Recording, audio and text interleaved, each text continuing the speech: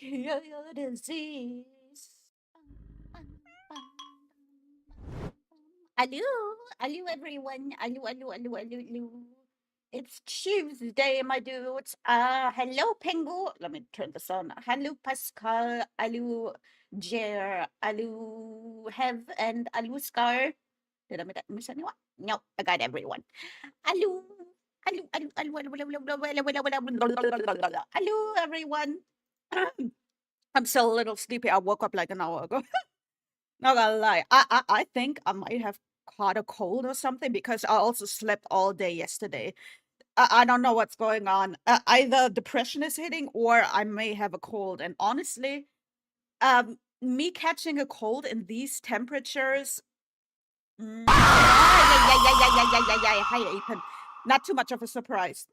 When it goes like up and down like this crazy, I'm usually the first one to catch a cold. So that might be it. But I have gotten a lot of sleep yesterday and today. So hopefully that has prevented the worst. Hi, Apen. I always having to make a great entrance. Still in bed, so warm with the cats. I want kitty snuggles. I want to snuggle with kitty cats. Lucky, lucky. Enjoy that for as long as you can. Enjoy that for as long as you can. It wasn't me. I just got here. No, it was Apen. It was Apen. Y'all always have to make a big entrance. Y'all, this is why I say chat is one person. Yeah, y'all are the same type of gremlins. Y'all menaces. Menaces. Tempting to stay in bed all day. I mean, if you can. Who's to stop you? What happened? You. You happened. Bruh. I also just ate, so I'm kind of warm. I don't know. Mm. And we wasn't before. Now you always are. You always are. And for those who, you know, what's funny? I said this in the Discord yesterday. I was when was it? The other day I was playing Death Stranding a bit. I kind of wanted I uninstalled it now. Woo! I uninstalled it now because it took up too much space and I have to install other games. But I wanted to build some of the roads because I just wanted to test how it's like to drive around when the roads are all built. So I tried to build as many roads as I could. And then I was playing around a bit, and my mom came over and she just sat on the couch behind me and just watched me play for a bit. And she was like, "Why are you driving like a lunatic?" And I was like, "You sound like my chat." I felt so attacked. I was like, "What the fuck? Even my own mother is against me. This is fucked up." So I firmly believe that she's one of you guys. She's incognito. She's hiding there, and apparently she secretly speaks English, which I wasn't aware of. She's just one of you. She's just in on the joke. That's running is fun at first. I actually got quite far. I think at some point I might actually do it. It's just annoying because it's such a chunky game and I need to make room for other games. I had to uninstall it, unfortunately. One of us. Well, I will say, if my mom was like a VTuber, she would definitely be a cat girl too, because she's also very cat. Like we're very similar in that way. Shockingly, did all the V's deliver V's? Who's V? Who's V? But bro, I've been trying to stay away from Death Stranding 2 videos, but I did watch Mousie's VOD. I couldn't help it. I couldn't help myself. So I'm a little bit spoiled on it already. But again, I kind of already knew that it would be impossible to avoid Death Stranding 2 spoilers because until I'm able to play it, at least 8 months. Because apparently that's when it comes out on PC. So at least 8 months. Would she be a cat mother? You'll have to ask her. I don't know what she would want to look like, but she's definitely also very cattish. She's definitely also very cattish. But yeah, I am a little bit spoiled, but that's okay. I will still enjoy playing it because at some point I'll definitely want to play it. But yeah, bro, Death Stranding has been on my mind this whole weekend, shockingly, because last time I did like a how long was it? 15 hours? Yeah, I did like a 15-hour stream. Obviously, it's been on my mind. V from Cyberpunk, you have a few deliveries and oh, it's kind of cool how many references to some other media there are. I'm sure I missed like 90% of those. I think the only one that I instantly noticed was Conan O'Brien because I'm older. And to be fair, I only noticed Conan O'Brien once he took the hat off. I didn't notice him when he had the hat on. It was only after he took the hat off I was like, hey, that's Conan O'Brien. Bruh, I'm so warm. Hey, stop licking me.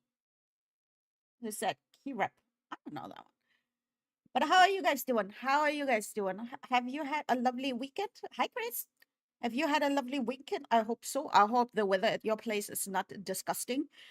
Like I said, like last week was disgusting, absolutely vile and disgusting. And now, yesterday, I was actually really cold. Ah, hi, Pretzel. Yesterday was actually kind of cold. Yoich. Yesterday was actually kind of cold, so I'm like, I had to close the window. I've had my windows open at night for like weeks now, and yesterday I actually did close it because it was actually pretty cold. It was pretty chilly. So again, not surprised if I caught a cold. I wouldn't be surprised. Morning's been cold, yeah. If I caught a cold, I wouldn't be surprised with the weather going this fucking crazy. Like last week, it was like almost 40 degrees, and then now at night I'm fucking freezing. Like my nose was like ice cold. So catching a cold under these circumstances, not surprising. Not surprising at all. But again, I'm not noticing anything. My throat hurts a little, but to be fair, it always hurts a little because I don't know. I have a sensitive throat or something. So even streaming will always hurt my voice, and it's you'd think it's been like 2.5 years since I started streaming and streaming on the regular. You would think my voice would get used to it, but no. So my throat always hurts a little, but uh maybe that's one sign. But other than that, it's only that I was like mega fucking sleepy yesterday and today. I don't know. Better than melting, yeah. It's just the back and forth that kills my body. But yeah, I hope I slept my way through worst of it before it actually becomes a cold. That is my hope here. That is my fucking heart. I'm just chilling, working on more East Mist. Is that Eastern? What is Easter? East Mist. Ruby's next. Ruh-roh. Is that a threat? Alright. EP had a crazy weekend. Went outside. Ew, touching grass. Yeah, yeah, touchy grass. Yeah. I'm kidding. Sounds like you had a lovely weekend. That's good. That's good. I'm always happy to hear that. I can take your hand. Time for Ruby to touch grass. Never. Never. I'm an indoor cat. I'm an indoor cat. I haven't even gotten my balcony ready. But that's also because I need a garden hose and I can't afford that. So I can't properly clean it up and make it look nice anyway. So I'm just not using the balcony this summer. It is how it is. I don't want the grass. It's the sun that I true. True. I mean, right now it's kind of nice. I just realized also I have the blinds up. So knowing what usually happens, the sun is going to come blaring in halfway or like partly through the stream so much that my phone can't track my face anymore. That always fucking happens. I'm like, okay, I'm going to use some natural daylight because that's healthy, right? And then the sun is like, but to be fair, again, this is a south facing window, so the sun is kind of strong here. Sun is kind of strong, and it is like 3 p.m. So I bring grass to Ruby. You know what? You can bring me cat grass to chew on. Nom, nom, nom, nom, nom, delicious cat grass. Nom, nom, nom. That's the only grass I'll accept as a snack. As a snack, I'll have some cat grass. Nom, nom, nom, nom, nom, nom, nom, nom. The sun is a deadly laser. Bruh. But agreed. Agreed. Can we explode the sun? Guys, can we make a plan to explode the sun? Like Gru wanted to steal the moon, but I'm like, can we like yoink the sun away? Oh yeah, Kiki. Hang on, I gotta give a quick shout out. SO Kiki underscore underscore Tiger made this cute little city for us. They made this cute little city for us. And actually, it's it's the one who commissioned it. I only found that out later on. I thought they just made it because I wanted to, but Lalak actually commissioned it. So thank Kiki and Lalak for that little emote. That's very cute, very cute. I fucking cried when I saw that. I was like, what the fuck? I'm so adorable. Yeah, I'm part of the gang now. I'm part of the gang now. Hang on, I have it here. Let me show it properly. Look how fucking cute this shit is. Look how fucking. It's giving me fucking cuteness aggression. It's giving me fucking cuteness aggression. When you eat it.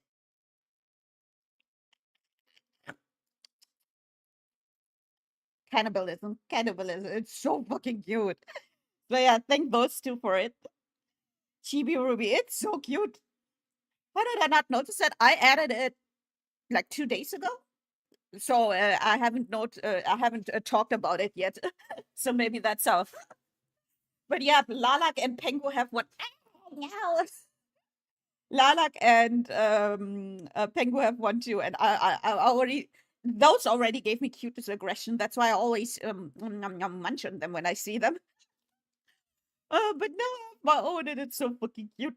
So fucking cute. I always get really happy when I see like art of myself because when I started out, I literally had nothing. I had like pictures I made on Picthrough. I had like no like original art of myself whatsoever, and now I have people making commissions for me. That's like fucking crazy to me. That's like fucking crazy to me. Okay, you know what? I love the city, but now I have to accept that people are going to lick and munch on me like I did with the little cities from others. God damn it. No, don't fart on me. What the fuck? How are these allowed on fucking Twitch? It's crazy to me how what some of these are allowed. That's fucking crazy. I still think Ruby blah the blah blah. I like the blah too. I like the blah too. Yeah, the booba emotes too. It's crazy. Oh god, not the pregnant toe. That one is the worst. What's with everyone getting toe? I know a feet thing is a running joke, or I don't know if it's that much of a joke. But what's with all the toe emotes? What's with all? Why is that a thing? I do like the little pointing fox, though. I have to say, the little pointing fox is very cute. No Giga Mega Man. Is that allowed, bro?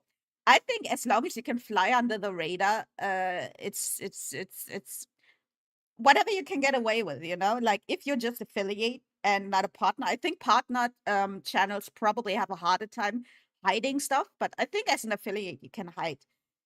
You can hide some emotes pretty well because do you know how many fucking affiliates there are on Twitch? Countless. So Twitch can't probably crack down on all of them. Even just paying attention to the partners is probably difficult. So I think as long as you're small enough, you can fly under the radar somewhat, unless it's like really an outrageous one.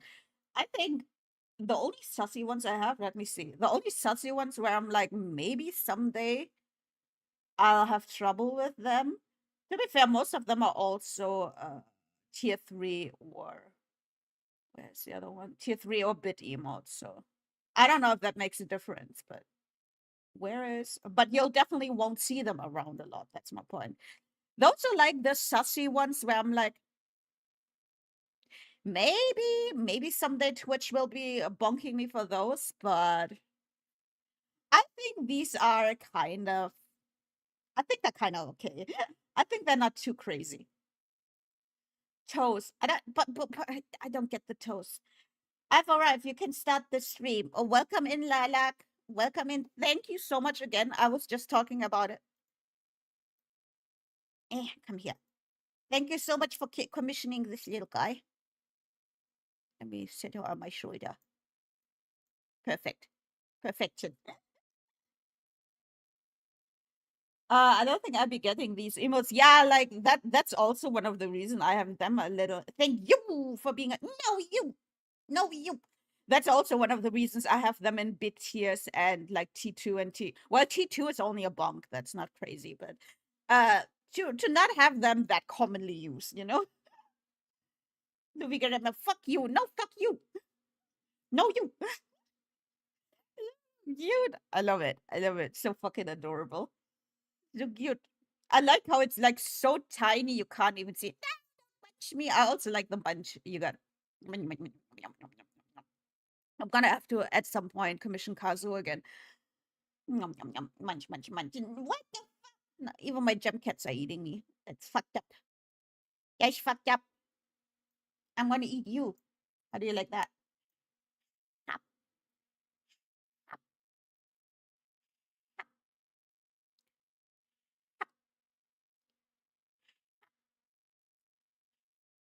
Yum, yum. I eat it at your ears. You are such a snack, Ristaria. Fucking love the Ristaria name. Ristaria.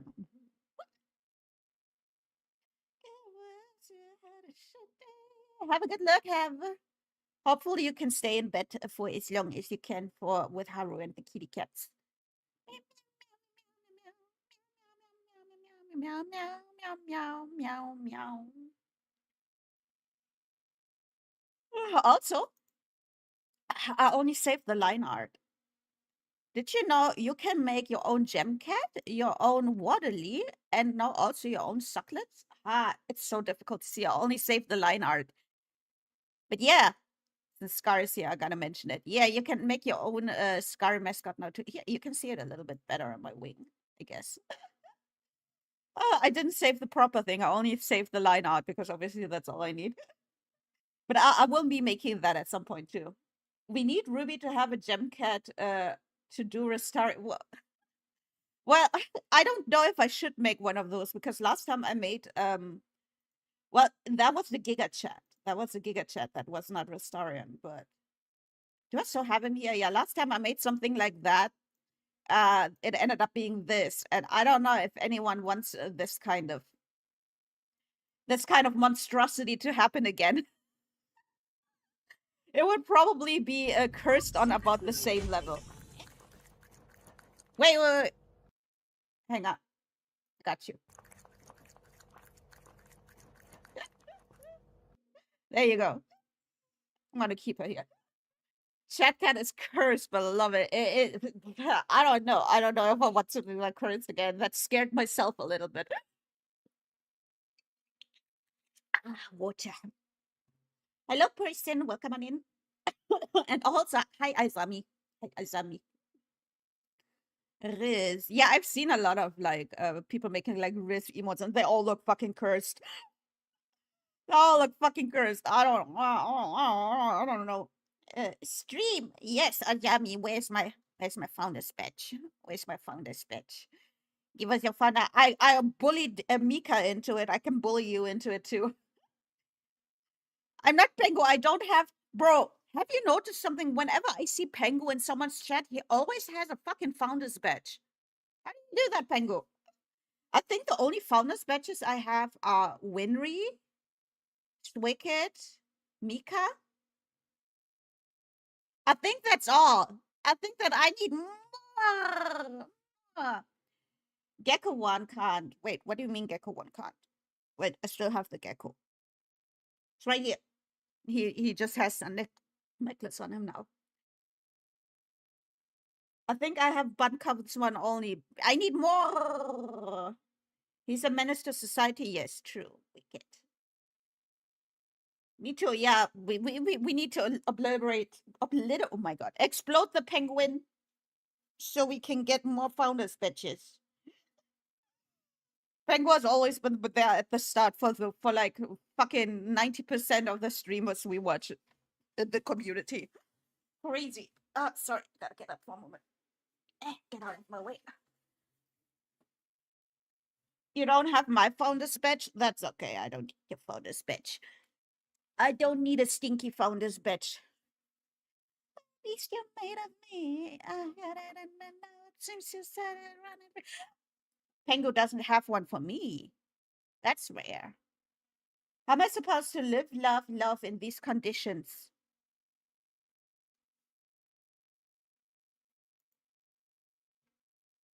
One second. Push it down on.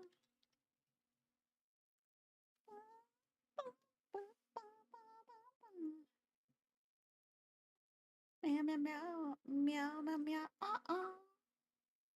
meow. That one works, I guess. 2, 3, drink. 1, 2, 3, 1, 2, 3, drink.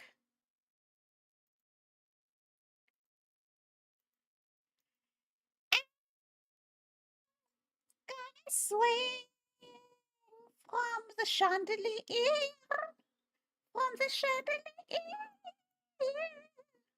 There you go. Now stream. One.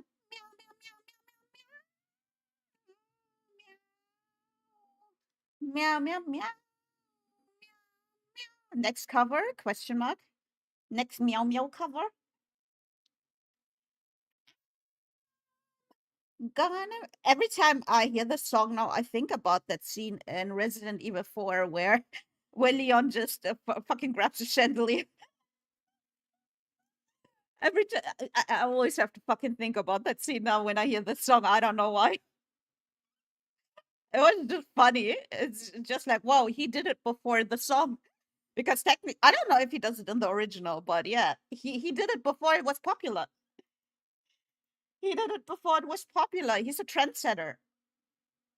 I'm a mess.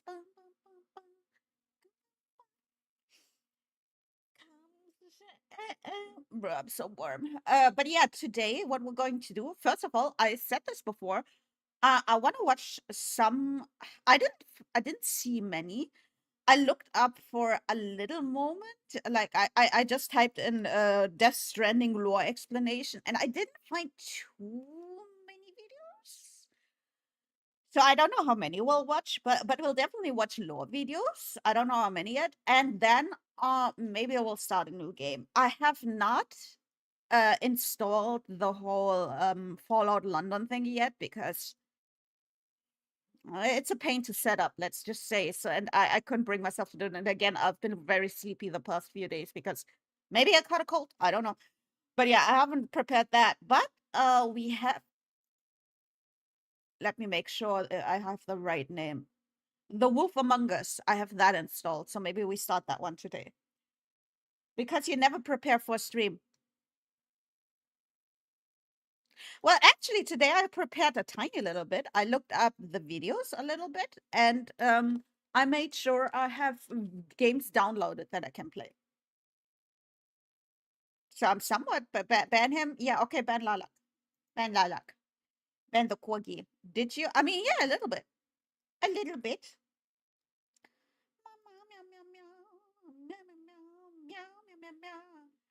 There you go. There you go. Thank you. Thank you much. Ah, he's back.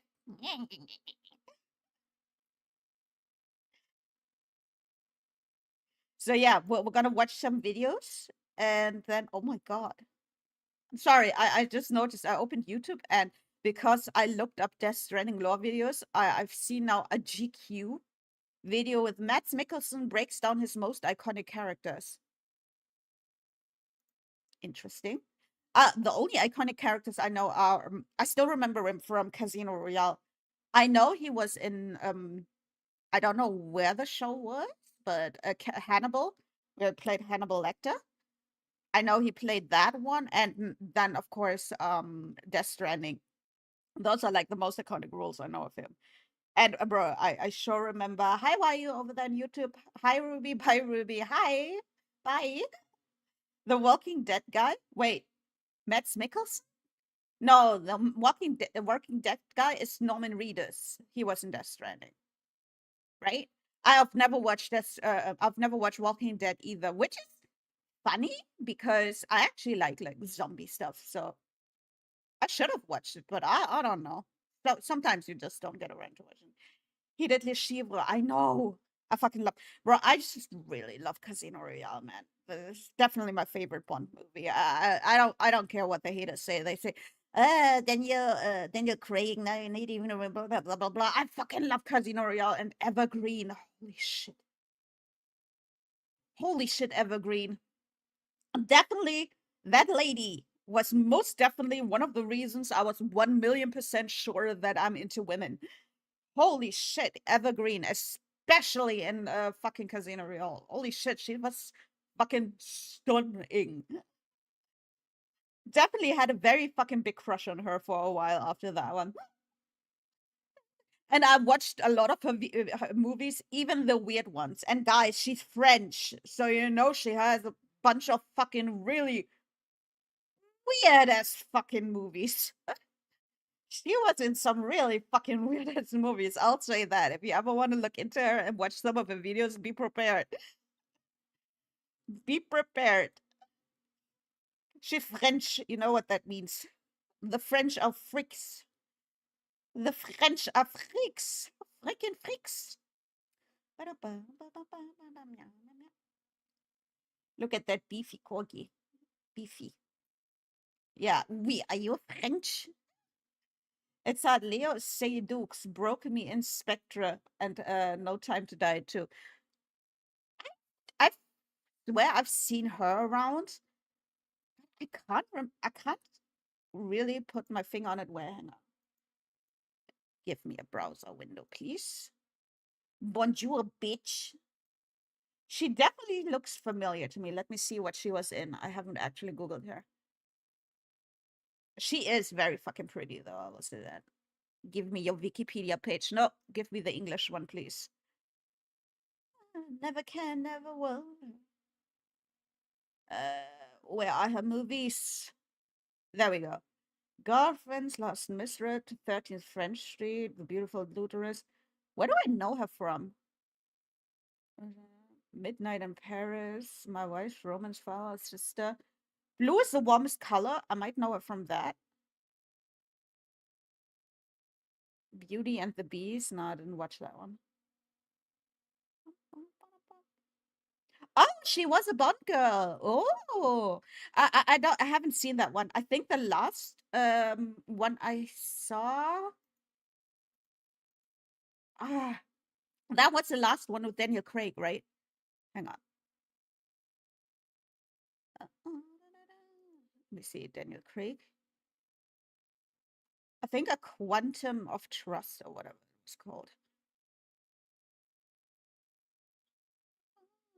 No, Skyfall was the last one I saw. Okay, yeah, Skyfall was the last one I saw. I haven't seen Spectre, but I've seen like trailers of Spectre, so maybe that's why she seemed familiar.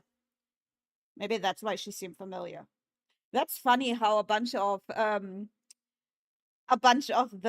Casino Royale the bunch of the James Bond actors who played with Daniel Craig also ended up in Death Stranding. Maybe in the next one there will be Evergreen or whatever. That would be pretty cool.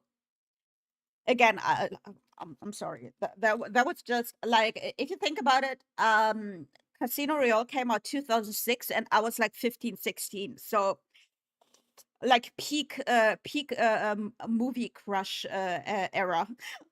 Like at 15, 16, 17, that was peak. I was like I was having like ooh hard eyes for every other actor, actress. I still got the DVD. I sold it. But I should still have the card set because I did get the like collector's edition or what it was called, and it came with like two card sets and a chip from Casino Royale, like the ones you bet with. So I still should have those somewhere. I'm not 100% sure where, but I still should have those. Yeah, Parks, that was so cool. I thought that was super cool. I should have those somewhere, but I did at some point sell all my DVDs. So I don't have the DVD itself anymore. Bro, you know what? Speaking of Casino Royale, I'm just telling you, I was obsessed with that movie. So when I was fucking drooling over Max Mikkelsen, you know that, like I just said, that fucking crush was planted in me when I was still in like the peak age where people have like the movie crushes and whatnot. So I was actually not lying. I was actually thirsty for real, for real. I would have directed the same way with Daniel Craig and Eva Green, because those three, holy shit, definitely three of my big crushes. But do you remember, I remember he had a, oh my god, I don't know the number anymore. He had the Sony Ericsson Casino Royale. Oh my god, that's a fucking throwback. Hang on. Thunder, thunder, thunder, thunder, thunder, thunder, thunder, feel the thunder. Holy shit. Thunder, thunder, thunder. I had this one, and I actually had the Casino Royale. I fucking saved up and begged my mom for money so badly because I wanted this one. This was a phone he had in the movie, and I had this version of it too. Like the, hang on, let me move down a little bit. Like I had the Casino Royale version, which the only Casino Royale about it literally was there was some pictures of the movie on there. Yeah, literally this one. I got obsessed with the movie. I was really obsessed with the movie. And I thought it was, to be fair, to this day, I would say this is one of the best phones I ever had. This was without a doubt K800E. Without a doubt, one of the best. And what I loved about it, oh my God, what I missed so much. Can you? Oh no, it didn't. It wasn't this one. Okay, it wasn't this one, but this one was also very good, especially at that point. It definitely had an incredible camera. Like for that time, it had an amazing camera. I'm thinking about another one which was the best. It was also a Sony Ericsson, but it kind of looked like a BlackBerry where you could slide it up and it had a little keyboard under it. So I was thinking another one, but this one definitely had also one of my favorites for the time. This one had an amazing camera. I think this was one of the first one who actually had a flashlight. Oh my God, I feel so old. It's 2006, really that long ago? Holy shit. This was like one of the last ones before the smartphone era started. This was like right before the smartphone era started. Holy shit.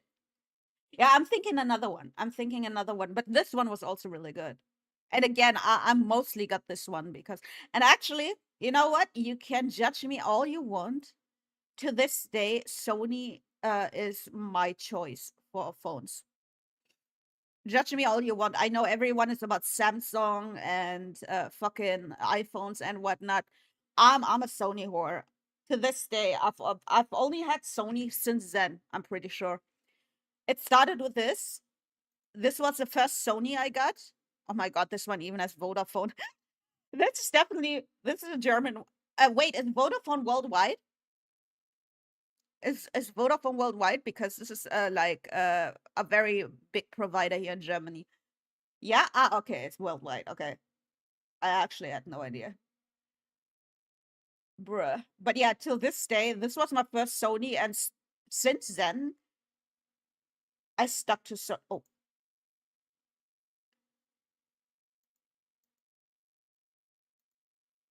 man, Max Mikkelsen is definitely one of the reasons. Now that I look back, definitely one of the reasons I have a thing for villains. Definitely one of the reasons I have a thing for villains, man. And you know what's crazy? Like he looks pretty attractive here, right? I think he looks like even he's like one of those guys who only gets hotter in age. Which is fucked up. Like, they look hot when they're young, but then they get older and it's like blah, blah, blah, blah. It's over here, not sure of other places. Maybe just Europe then, but either way, I thought it was only German. But yeah, I think they even had another one. I don't know if they still only have Sony ones in James Bond. I don't know if they stuck with them till now, but yeah, I love my Sony phones. I love my Sony phones. I will stick with them. I don't know. Everyone is always like, ha ha ha, Sony phones. Am I right? I don't know, man. I think this one. Holy shit! I don't know when I like 5 6 years, and it's still fucking fine. It's still perfectly fine. So the only thing broken about it right now is the display cover, which I can switch that out. I'm just too lazy, and I don't want to buy a new one. And it's not too bad. I can still see pretty well.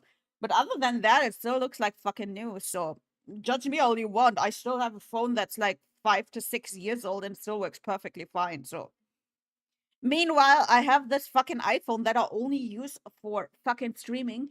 And actually, I only use the camera on that one. I literally never used the iPhone for anything but that. And this fucking phone has given me more frustration than any fucking phone that I use on a regular basis. So I don't understand how people can have a fucking Apple phone as their actual phone. I'm sorry, guys. I don't get it. That's so frustrating and annoying. That's so fucking annoying, man. I don't get it. I'm an Android whore. Always am. Always have been. Always will be. Again, the only reason I got an like it actually hurt my soul having to buy a fucking Apple phone.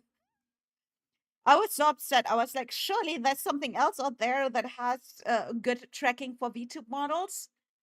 Surely, please, please, please, please, nah. If you want like really good tracking, especially now that even like models like mine that are like customizable and whatnot have stuff like VBridger, and if you want to make the most of it, you have to have an iPhone because I've had webcam before. I used my Android before. I used them all. I'm sorry to say it. iPhone has definitely the best tracking. You can tell the difference is night and day. Like if you really look at maybe as a viewer and if you don't really know much about models, you won't see it. But as someone like me who has been looking at this shit for like 2 years already, about 2 years already. Unfortunately, there's a big difference. Unfortunately, especially again, now that even affordable models have VBridger. Like about a year ago, about a year and a half ago, bro, VBridger was only for like Iron Mouse level and like the big streamers had VBridger, but you could only dream of buying that. And now, like even these customizable models, even my last model, they almost all of them have VBridger. So yeah, unfortunately, if you want all that, like if you want to make the most of it, you do need an iPhone. So I couldn't get around it, even though I didn't want to. And the only thing I can say is at least I bought it used. I bought it used from eBay, so at least I didn't give money to Apple directly. Not that they care. Not that they care. They get plenty of money already. Yeah, Pengu. If slash when you get your 2D model, I would highly suggest getting an iPhone. iPhone 10 and up. I have a 10. Like it starts at 10, and then everyone after that has the like good camera. I have the 10. I will say it overheats a lot. So I got like a stand, a phone stand that has a little fan in the back that keeps it cool. I would highly suggest that because, bro, mine overheats all the damn time. iPhones, I know. Yeah, definitely the iPhone 10. I think the ones after that are a little better, but the iPhone 10, which is the one I have because it was the cheapest one I could get. That's why I always remind as a PNG tuber for a long time. Oh yeah, I started with PNG tubing too. I only got the iPhone when I got this model. And I will say this one, hang on, let me switch from one. This one didn't have VBridge or anything, but even this one looked a whole lot better with this one looks a whole lot better with the iPhone. Even though bro, looking at it now, this is what I mean. Even the customizable mods, like look at the difference between the other one and this one. It's insane. Like again, for the time, this one was amazing, but look at how much more these like customizable, affordable models have become.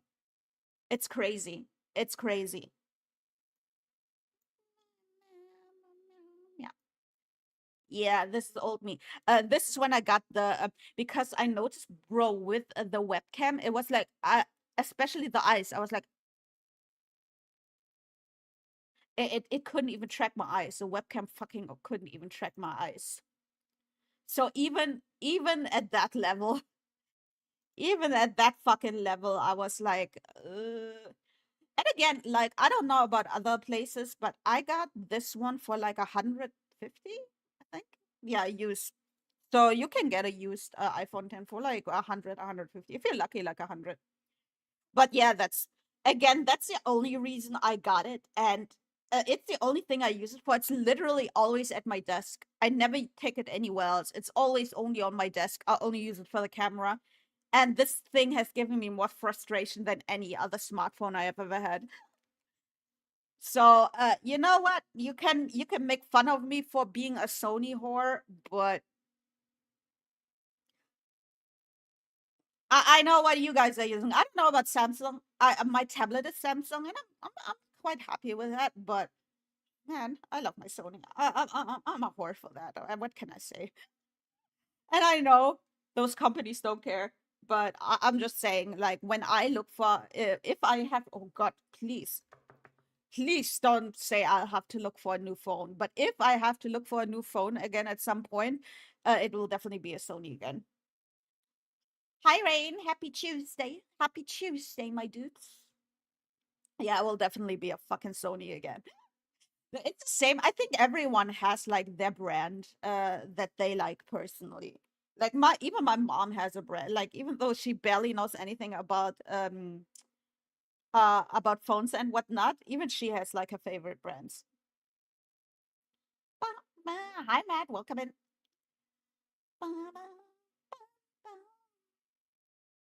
But yeah, man, it's so funny because I know a bunch of people who are like, "Ugh, iPhones, but you need it for VTubing." It's actually, I always thought everyone loves fucking Apple, and I was the crazy one. But the more I read up on it, because I had to read up on it because VTubing shit, the more I saw, no, I'm not the only one who was hating on them. Definitely better than Monday. Oh, bro, I don't even remember yesterday. I slept like 16 hours yesterday. I don't fucking know. I was having a very cat day where I just slept through the whole fucking day.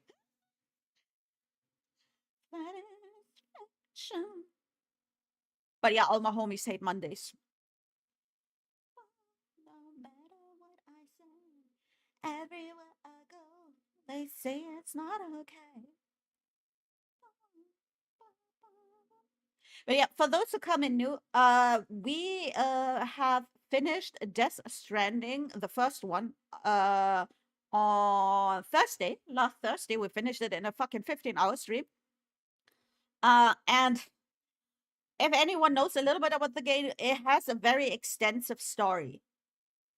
And when I say extensive story, I mean very, very, very extensive story, and very confusing, and very it's a kind of story you're not meant to understand. It's meant to be fucked up and confusing. And I think I think I understood like 50% of the storyline. And I'm being very generous with myself here. I'm being very generous with myself when I say I understood 50% of the story. So today what I wanted to do was watch however many videos I can find that are decent enough. I haven't really looked. I looked a little bit into it, but we want to watch some lore videos, and after that we might start playing The Wolf Among Us, a Telltale game. So that is the plan for today. I actually have a little bit of plan. Half of Death Stranding is just buzzwords. You know, the fun is it's like invented.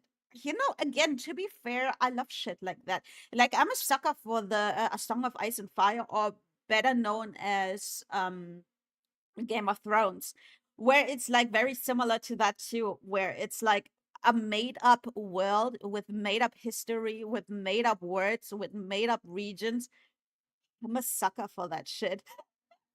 So that's one of the reasons, like I was able to very easily get into the story of Death Stranding. Like, it's still on my fucking mind, man. Bro, again, I barely understand any of it, but man, I'm a sucker for that shit. I'm a sucker for the fucking Kojima, Kojima. I definitely have to look into more Kojima games. Look, like that dude. That dude fucking hits my spots.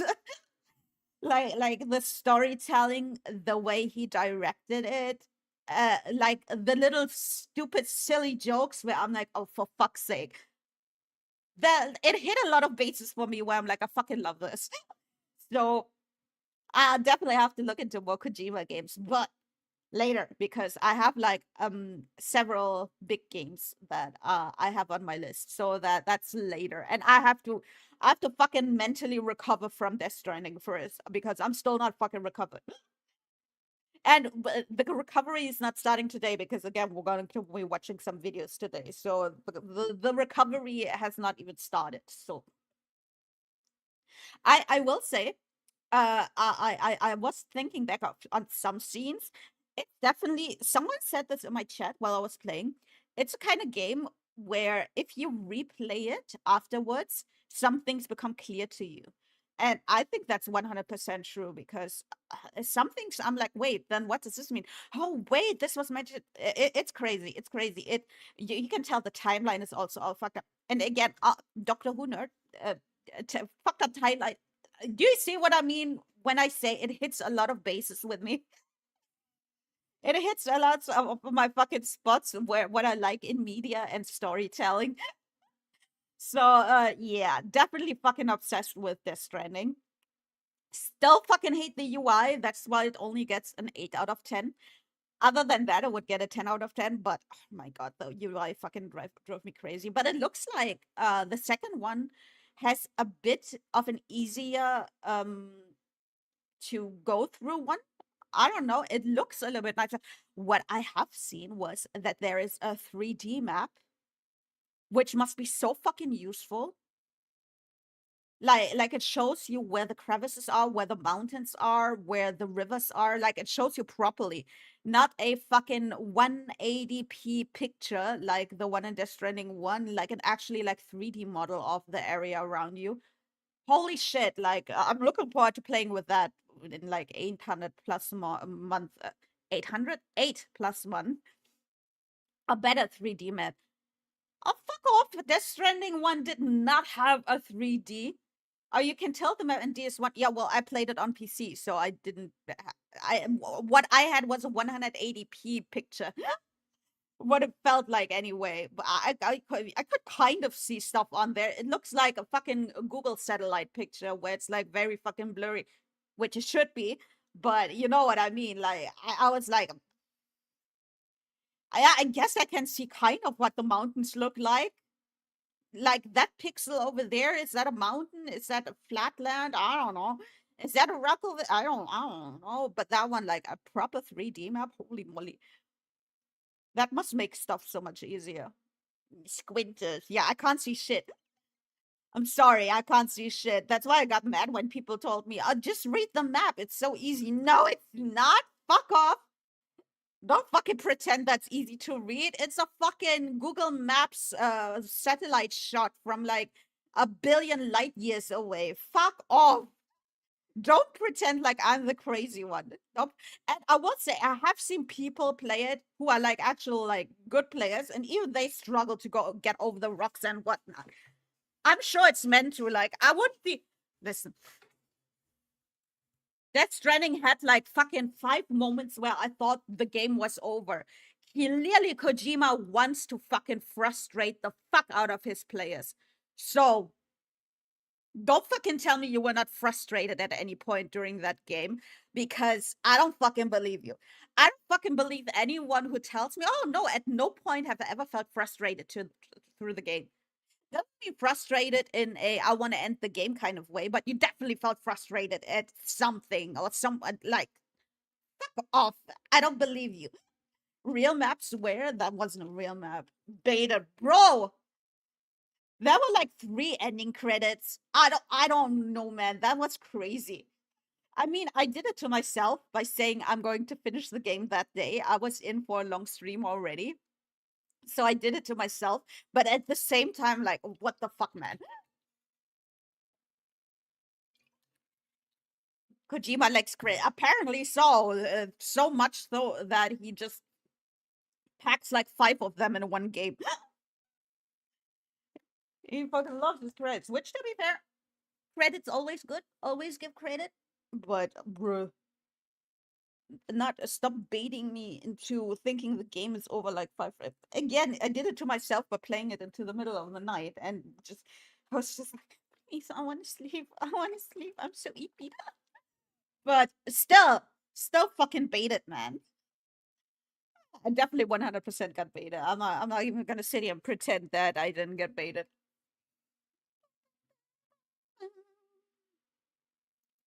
Love me. Sorry, let me check my Discord. I got a ping. Oh, okay. It's just not going live tweet. Ping. I'm trying to be better about looking at my Discord while I stream. Which I'm not making any promises. I'm trying, but I'm not making any promises.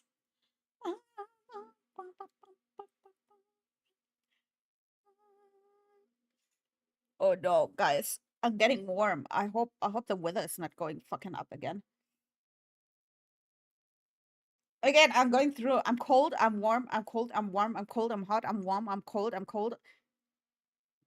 Honestly, I would be shocked if I fucking had a cold, but I'm not really feeling it yet. Like, if I have a cold, it's like very early at the starting stages.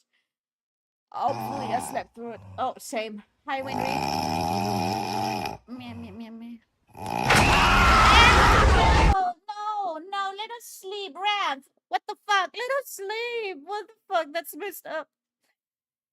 We were eating. We were eating. We were eating.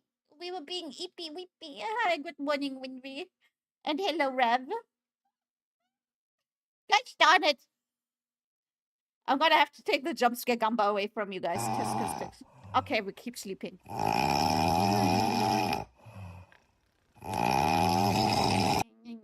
I'm out of bed. No.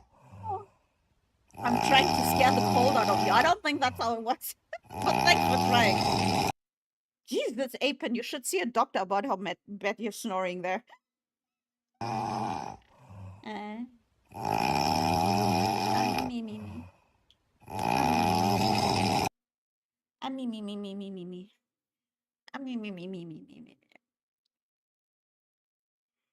Bro, that always has the same effect on me as the yawn emote.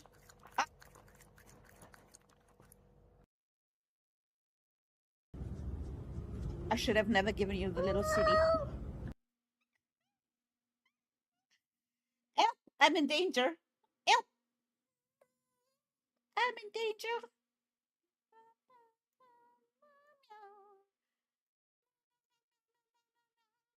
Live, love, love.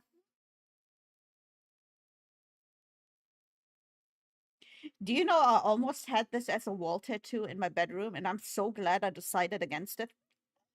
Because I didn't realize what a fucking meme it was. I didn't realize at the time what a fucking internet meme this was, and I almost fell for it. Instead, I had Home Sweet Home, which, you know, it's also very standard and very basic bitch, but not as bad as Live, Love, Love, I guess. And now I don't have any of them anymore because I painted white again over them. Damn. I still have, man, I still have to finish this painting. Behind me, I have a painting that I started like a month ago. I have to finish that one up. It's just a twig. It's supposed to be a twig with sakura blossoms on it. It's just a twig. I stopped at the twig and I was like, I'll do the blossoms later. The later has still not latered. The later has still not latered. The later is still latering. Danger alert to us? Yeah. Like, the more I found out about it, yeah, this is kind of a red flag, isn't it? This is kind of a red flag. But then again, I'm a walking, talking, living, breathing red flag. Like, if you guys think I'm not a fucking red flag, then I worry about you. Like, everything about me is already a red flag, so I don't think that would have been my problem with it. I don't think that would have been the problem. Be so mean, I'm headed straight for the castle. They got the kingdom worked out.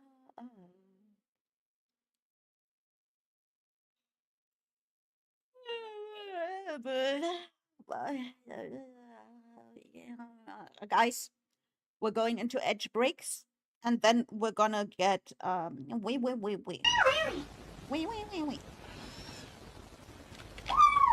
Hap, hap. Anyway, yeah,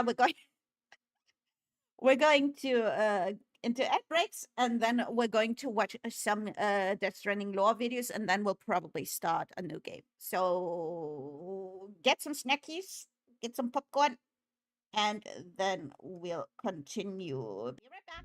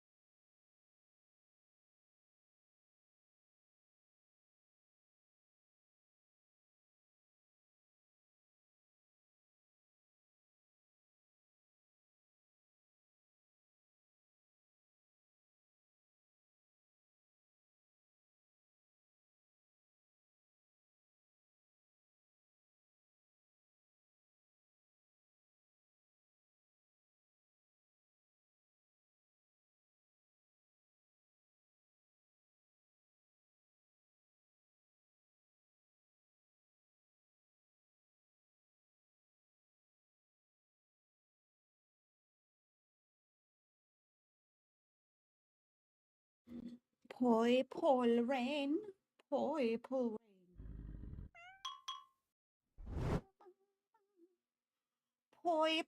rain, poi rain. Okay, let me turn this down for a moment. Also, let me get ready too. Hang on. Welcome back. Thank you. Hang on, because I already had something I want for this. Hang on. Oh, weekend lover.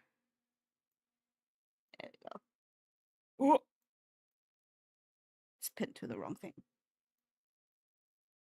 No, don't delete it.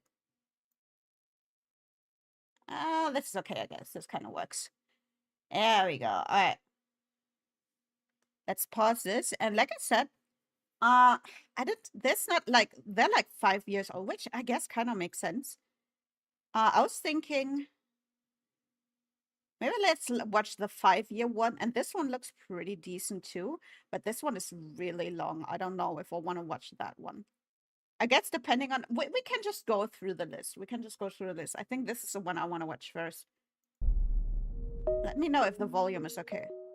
This is Death Stranding. To some, this is a 40-hour walking simulator, and to others, it's a unique insight into the evolution of mankind and the impending destruction of the world. It's story time once again here on PlayStation Grenade. Here's Death Stranding in a nutshell. Death Stranding opens up with key parts of the lore. Acid rain is falling, but this rain does more than burn. It ages anything it touches. They call this time fall. Anyone caught out in the rain without protection will age in a matter of seconds. Scary stuff. Do you know what? You know something I already almost forgot. Hang on. First of all, fuck, I got the YouTube app thingy. I don't know where I find the. Where do I get the link on this one? I'll link the. I'll post the link later. I already almost forgot about the first part. Like, I know that's when we got BB and all, but yeah, let's keep Those playing. that do venture out eat these things, cryptobiotes, Whammies! which slightly alleviate the effects of timefall and assist in maintaining correct blood levels. Yeah, that does sound weird, so here's a better way to sum all that Gross. up. A cryptobiot a day keeps the timefall away. Because of the weather conditions, nobody ever leaves the Hi, hub Sly. bunker cities of the world, giving rise to the porters, people brave or stupid enough to walk to each location in the USA, Yum, yum, yum, yum, yum. dropping off supplies and parcels. One of these transporters is none other than Sam Porter Bridges, our hero of the story, whose first mission is to take medication to the President of the United States herself. Easy to follow so far? Well, let's add to this. Over the last 49 years, strange anomalies have occurred, allowing tar-covered dead beings to return to the land of the living, from crabs to humanoid shapes to whales to whatever the heck this thing is. The lore tells us that these are That's the fucking owner hole tiger, like owner hole lion thingy, bruh. If you call it anything else, you're fucking lying. This was a fucking owner hole lion. BTs, or beached That thing was things, so fucking which is weird. quite literal. Dying in this world leads to a limbo-like place, which so happens Not to my be a jacket, beach, it's the water. which traps the dead before the afterlife. So it's literally like a purgatory. And wouldn't you have Yes, guessed yes. it, in our first jaunt into the new world, Sam encounters a crew tasked with burning bodies. This process is imperative, as dead beings left to fester for too long will necrotize and become BTs. It's not But the crazy fumes hot, of to be burning fair. bodies is so toxic, it can only be done at a modern-day crematorium. So Sam helps the guys out, and the black stuff hits the fan, as this mysterious man appears to summon BTs. The crew realise this is the end, and attempt to kill themselves before the BT can. But what's with all this hurry-carry? Well, let's see what happens if a BT consumes a human being.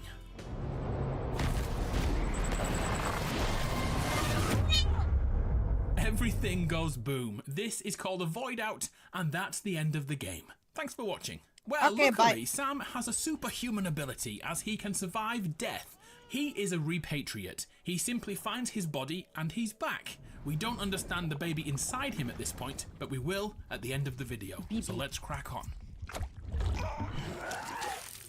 Ew. Sam makes it all the way to the President, and another bombshell hits us. President Bridget Strand is in fact Sam's mother. Bridget is on her deathbed, quite literally. Death Stranding likes to hit you in the face with these metaphors for 40 hours straight. the name of the President game. Strand's last wish is to reconnect the United States, and then dies while she poorly convinces Sam to help her out. Sam is Yeah, that was immediately creepy. tasked with carrying his dead mother to the local incinerator. But we've already seen why this is a great idea to do ASAP. So Sam burns his mother's carcass, and was also instructed to incinerate a BB unit he was given in the field. This thing has a real baby locked inside a false womb.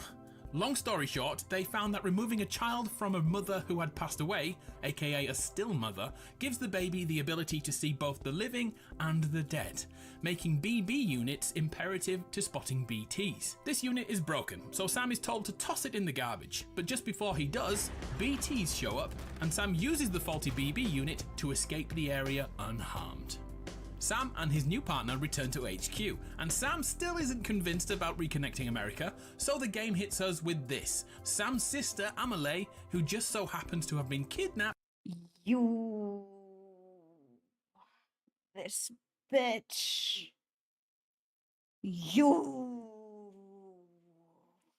Bro, I can't tell you, like, especially after the last, I don't want to, I mean, this whole video is spoiler, but bro, especially after the last scenes, I fucking hate this bitch. Holy shit. Is that the popular opinion? Is it the popular opinion to fucking hate Amelie or Bridget or whatever? Because I fucking hate her. On the other side of America, and he must save her, and in turn, she will then be the next Donald Trump. I mean, she will be the next president. But for all this to happen, Sam must first reconnect America. Something sounds fishy here. Long story short, Sam agrees begrudgingly, but not for America. He's doing this for his favourite sister, Amelie. And FYI, the criminal unit that took her away are none other than the Homo Demons. You can make your own joke there. The homos! Let's go! One of us, one of us, one of us. By the guy we saw earlier who can control BTs. Happy days. So off Sam trots on his adventures using a piece of kit known as a Cupid to reconnect cities in the US, kinda like a futuristic internet known as the chiral network. 5G. No joke, this is what you do for 30 hours. Yeah, it's not a game for everyone, but let's skip all that. As the game continues... Okay, well, yeah, maybe. Yeah, you know what? I'll give it to him. It's not a game for everyone, but it definitely was a game for me. We slowly uncover details about the world. Some people have a condition called dooms, which allows them to travel to beaches. Remember, that's Doom days nuts. Got him. And because I made that joke, I have to realign myself down here now. What the fuck? Why is my... Okay, you know what? Never mind. Let's ignore that. Let's ignore that. In between life and death, limbo sort of place. Sam has class 2 dooms, which allows him to repatriate, and also he can sense when BTs are around, and any that touch him cause this rash to spread around his body. Due to this, Sam does not touch anyone. He hates physical contact. Higher levels of doom. He's just like me, for real, for real. Also, the audio is good, guys. Audio is good. Let's ignore the stream. I don't know why that was also... I paused right on his nipples. I don't know why that was suddenly on my stream. I don't know. The beach to instantly I travel don't around even the have world. a capture open One for such that. person who has this is Fragile, who's a French transporter who has an English name but speaks with American vernaculars. All this is summed up with her catchphrase. I'm fragile. I'm not that But not fragile. that fragile. The highest levels of dooms allow sufferers to summon and control BTs. The higher the level of dooms, the bigger the BTs.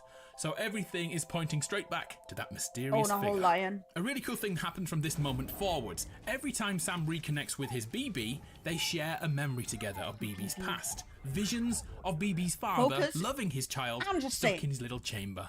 We'll get back to that, but just remember these happen a lot, and these are always positive. Midway through Sam's journey, he finally meets the Golden Masked Man, who reveals himself as Higgs. And, like usual, he delivers a bad guy monologue before gifting us with a boss fight. Here's another weird-ass piece of lore to remember. The weapons used to defeat BTs use Sam's blood. Something within Sam allows every secretion to be used as weaponry. So yeah, even that poo-poo and includes your caca. urine and poop. Poo-poo Weird. caca grenades. Just go with it, alright? So I've introduced Fragile without going into depth, so let's do that now. Fragile is seen as a terrorist by most people in the game. This is because she was responsible for transporting a bomb into a city, causing a void out just outside. But in a clever piece of narrative symmetry, we experience the same situation moments prior to being told this. Higgs attempts to trick us into blowing up a safe house, but luckily we threw the bomb. Yeah, I totally didn't accidentally trigger this one. This is when I was playing off stream, guys. It was it totally didn't. Would sperm be a weapon? probably they said all secretions, so probably. Like I'm thinking like even saliva, like at some point I was like, can't I just spit at them? Because they say my urine, even my fucking shower water, everything. So technically I could have like just put at them. I mean, technically, that's why someone jerking. Yeah, exactly. We finally figured it out. In the Black Sea and saved everyone, Kaboom. which allowed Fragile to explain what happened when she carried a bomb. I followed a delivery truck and somehow managed to carry the bomb to safety. But Higgs had been on to me from the start. He caught me red-handed outside the gates, Nuke still cradled in my arms like a child. Fragile was caught by Higgs attempting to get the original bomb out of the city. To punish her for disobeying him, he gave her a choice: to run and save herself from the imminent void out, or take the bomb as far away from the city and be a hero. She chose the latter, but there was a caveat to Higgs's punishment. She must run through Timefall unprotected. He gave her a mask to save her face, but the rest of Fragile wasn't so lucky. It withered Yeah, that scene was also really creepy because he licked her fucking face. and became old, making That those was fucking weird. microbiotes she's always eating so much more important to her. You are a goddamn hero. You did the right thing. Without a moment to catch our breath, the next random action takes place. A sudden whirlwind-like storm picks up Sam and sends him back, you ready for this, to World War One. Yeah. I promise I'm not making this up. That was so the fucking entire random. segment is a boss fight against Clifford Unger, the man we saw in our Higgs is a BB freak, dreams. yeah. But this Clifford Still is hot though. hell-bent on regaining his BB and has a gang of Skeletors to help. Luckily though, Sam is a badass and kills Clifford just in time for the storm to end and bring him back to the present day. Now back in present tense, Sam finds out he was gone for merely a few seconds and not the hours he thought he was there. Sam, do you read me? Next, our Sam meets Mama, a brilliant scientist who's Mama. trapped in one room for the rest of her life. And here's why. Yep, she has a child who's a BT, but somehow they are still connected by the umbilical cord. In a gruesome flashback, it is revealed during a void out, Mama, who was heavily pregnant, was trapped under rubble for days and gave birth via incomplete. Yeah, I think for history nerds, like I said, I kind of enjoyed it. I even like this is something we'll see later on. Like you get thrown back into that flashback, and if you know just a little about these big wars, you can instantly, like within a second, I was able to tell. Wait, this is World War One. Like it didn't like just look like some random like run in the mill war. You could instantly, like from the uniforms and from the way everything was set up, from the vehicles used and everything, you could instantly see World War One. The same with the World War Two scene and with the Vietnam scene. You can instantly, the uniforms, you can instantly, if you know a little bit of history, if you've seen like pictures of it and stuff, if you like know a little bit, just a little bit of it, you can instantly tell which war it was. And that's what I really appreciated about the way this was directed. Like they actually really paid attention to the details, even though this is kind of a I mean, it's kind of also a fantasy setting with the BTs and whatnot, but they still stayed very realistic to history, which is pretty fucking cool.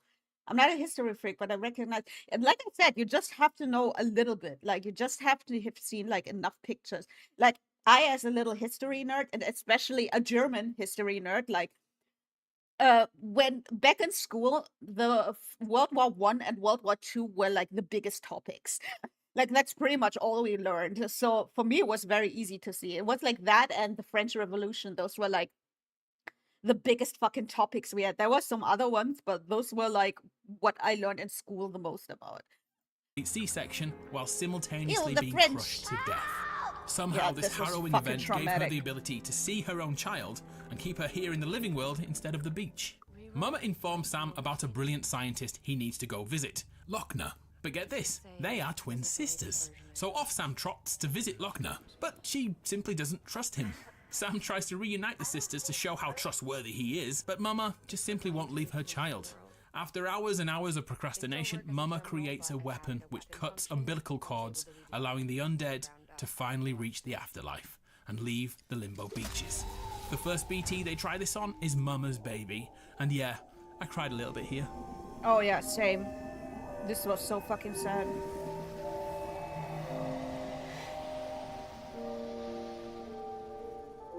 After After another Higgs boss fight, Mama is strapped to Sam's back and they go to find her sister. But when they arrive, Mama is revealed to have died giving birth, but her connection to her twin sister and the tie to her dead daughter kept her in this land of the living. Now that the siblings are back together, Mama dies. But for realsies this time. They were in fact conjoined twins at birth and had such a close bond yes, they that's could the speak word. to each other with entire states between them. The story heavily suggests that they are in fact one person split into two bodies, and this is embodied by the moment Lochner blinks and the eye colour of both siblings are revealed. Before we can get our head around all this, Sam's BB is taken away from him. He's getting so close to his bridge baby that he named the little bugger Lou. Lou? And that's when we get to know this guy, Deadman, a person made up from a blend of stem cells and dead. Oh, yeah, I'm gonna have to correct the video here for a moment. We were talking to Deadman long before this, weren't we? Like, he was pretty much in the beginning of the games. This was not the introduction. Individuals. The game sort of glosses over this, but it's implied that he's some sort of Frankenstein creation. Deadman tells Sam that his BB is too close to the land of the living and will soon become a real baby and immediately die in a few days. To stop this, he must perform an operation. So Sam reluctantly agrees. Sam goes back out into the world without a BB, which makes it far more difficult, by the way, without magic necklace reconnecting the United States of America internet. And now we can finally have our baby back. We meet Deadman on a mountaintop. Oh yeah, covered in this snow, one. But we shall not question how this big lad got all the way up here. I mean, it took a fully trained porter 3 days. Magic. Oh well, video games, I suppose. Before Sam can see Lou, another chiral storm sends Sam, BB, and Deadman back to World War II this time, yet again to face Clifford Unger. During the war sequence, Deadman gives back BB, and during the final battle with Clifford, Sam snatches his dog tags, and suddenly, we're back in the real world again. Deadman explains his weird stem cell Frankenstein thing, but the real information comes from those dog tags, which allow us to understand Clifford's past. A former military captain who served in many wars. He was so good at what he did, he never lost a man in battle. He always brought them home. So Clifford may be a military badass trying to gun us down, but his heart is in the right place. Next up, Sam transports Mama's body to Hartman. First, we should note that Mama's body is not necrotizing, and that's why Hartman wants to run tests on her. So Sam climbs up another snowy mountain and meets Hartman, but he's already dead. But not for long. So how the hell do we explain this one? Hartman dies every 21 minutes due to a complication with his heart, which is literally He also likes to give a lot of likes. heart-shaped, by the way. Hartman undertook surgery. Mid-operation, the area lost power due to a void out, killing Hartman. He spent the next 21 minutes back on the beach with hundreds of people who died in the same moment. He watched on as his wife and child walked into the sea, but before he could rescue them, the power came back on in the hospital, resuscitating him. Plus 10 He likes. was dragged back into the land of the living. Hartman's life changed that day, and now he would happily give his life to find his family on the beach. So every 21 minutes, he allows himself to die 21. to give himself 3 minutes on the beach. That's He's so 20 likes. devoted to his family, he's died almost 250,000 times, but cannot find his loved ones yet. Quick, we should lighten the mood. Along with Mum's body, Sam also unwittingly brought along with him his mother's umbilical cord. Yeah, it's weird, just go with it. From Mama's body and the umbilical cord, Hartman proclaims he understands what's going on.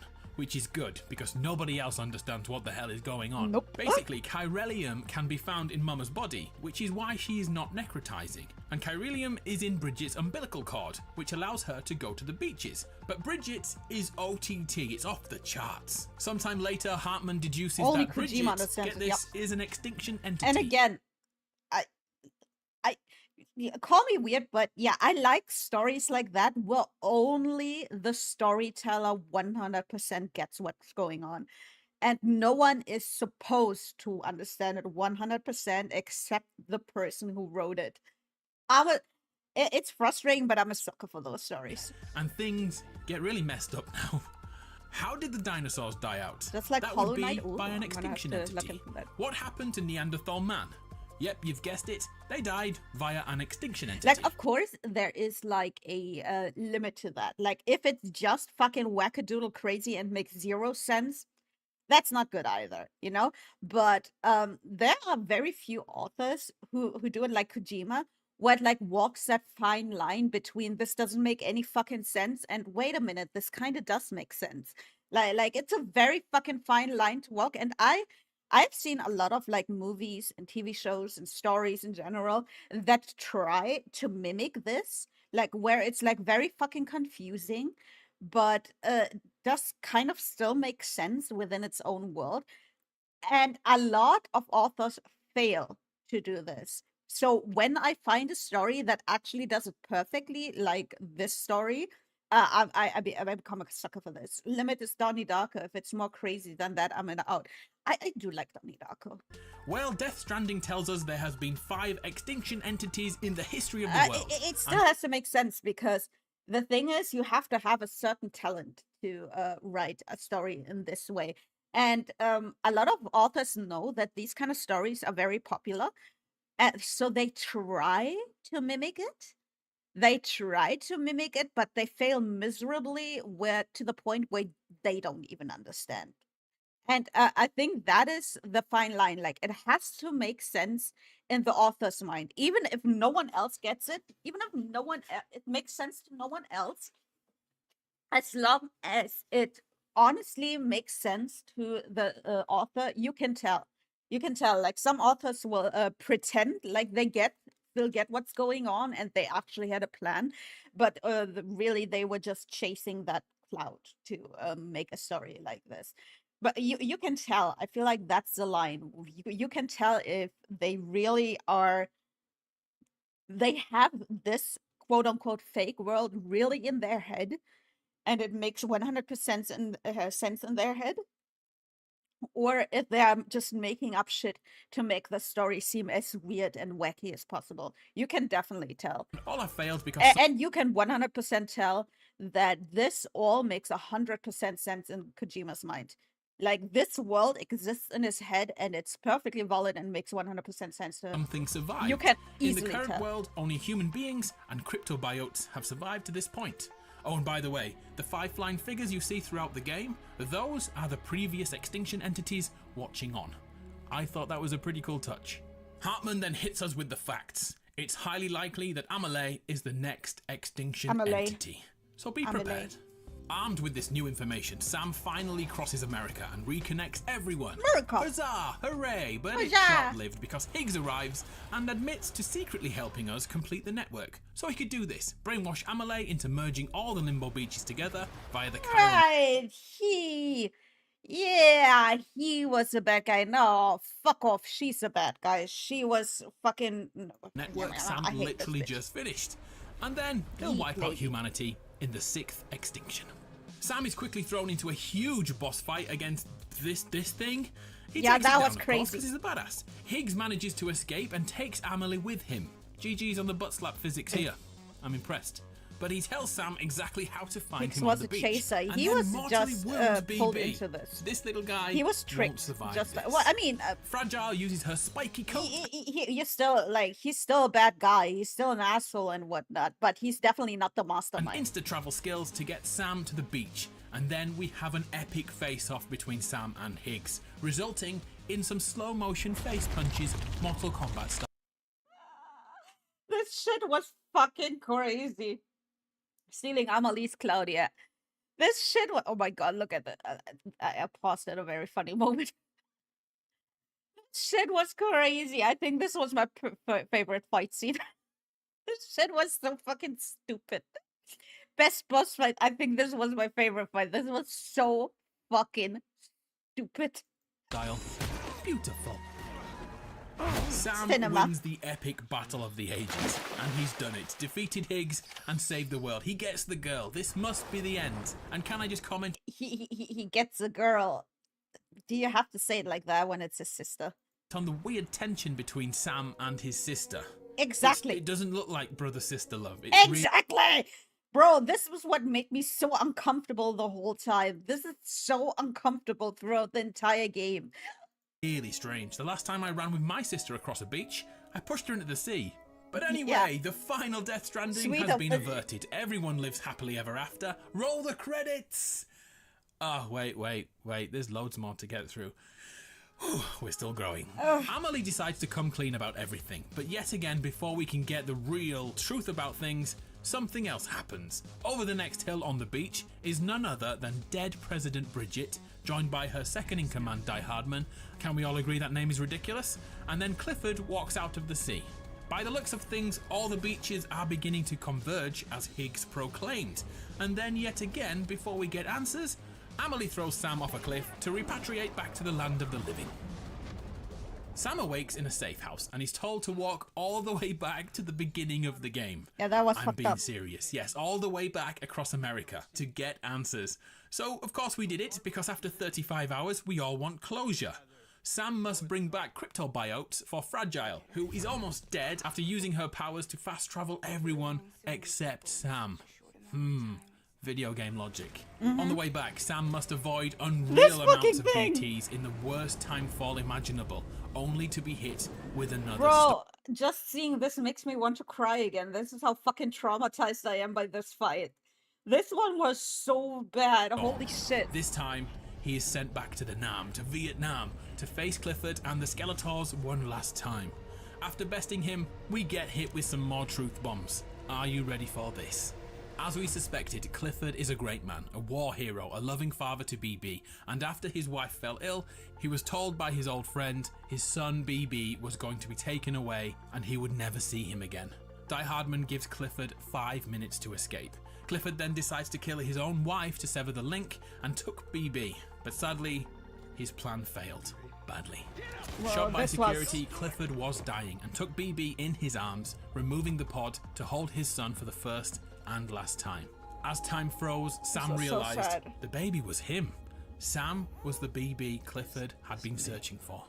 Of course, these loving moments are usually followed with grief, and yeah, it happens here. President Strand comes in and orders Die Hardman to kill Clifford. This bitch. Die Hardman couldn't pull the trigger, so Bridget helps. They didn't realize that baby Sam was taken out of the pod, and the bullet killed both Clifford and baby Sam. Guilt-stricken, Bridget went to the beach to resuscitate Sam, making him a repatriate in the process. Now outside the pod, President Strand decided to raise him as her own son. Little did she know that going to the beach to rescue Sam would in fact allow all dead beings to rejoin the living world. She unwittingly started the Death Stranding. Yeah, So the it's all scar her we fault. saw early on now has a key meaning. Can Sam stop the final stranding, the extinction event to end all extinction events? He travels to the beach to talk to his sister, but then we get another shocking twist. Bridget and Amelie are not mother and daughter like we first thought. They are in fact the same person. Due to her cancer, Bridget's soul was not whole with her body, making two parts of the same being. As her body withered, Bridget told everyone of her daughter to hide this fact, which also explains why Amelie only appears as a holographic form in the real world. And now Yeah, the final that's a lot of decision. foreshadowing. Amelie allows Sam to decide the fate of the world. Kill her and give humanity more time to live, or let the final stranding... Yeah. Yeah, we had a choice. Right. The fucking illusion of choice. happen. Oh. Tough choice, but I personally let the world burn and let her walk into the sea.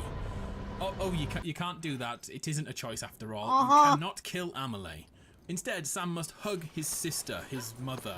This was so fucking stupid,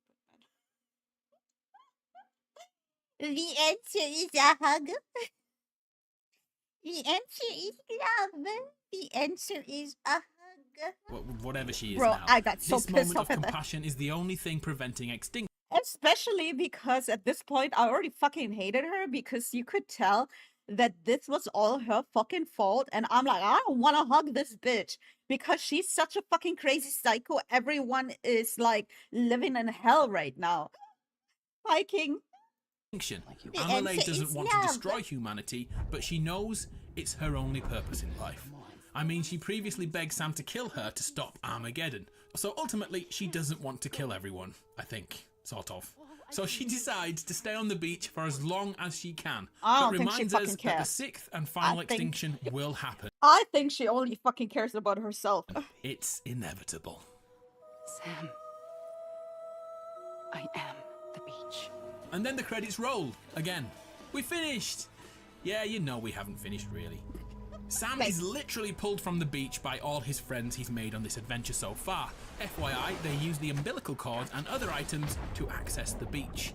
From here, Die Hardman removes his mask and becomes Also, the new this guy. I don't like him either. I don't fucking like him either. He's a weak fucking bitch. And bro, when he was fucking crying and weeping to Sam and like fucking begging for forgiveness, I got so mad. Like, bitch, you were a grown ass man at that point already. You've seen hardships. Like, you weren't fucking worse. And, bruh, you're still such a fucking naive little bitch. Like, I loved her, but I loved him too. Shut the fuck up. Shut the fuck up. You're a grown ass bitching fuck. Nah, he's this is what I call a weak person. I'm sorry. I don't know if he's liked or anything. I don't know if I make myself some enemies here, but I think the president, well, the new president, the Die Hardman, I think he's a weak person.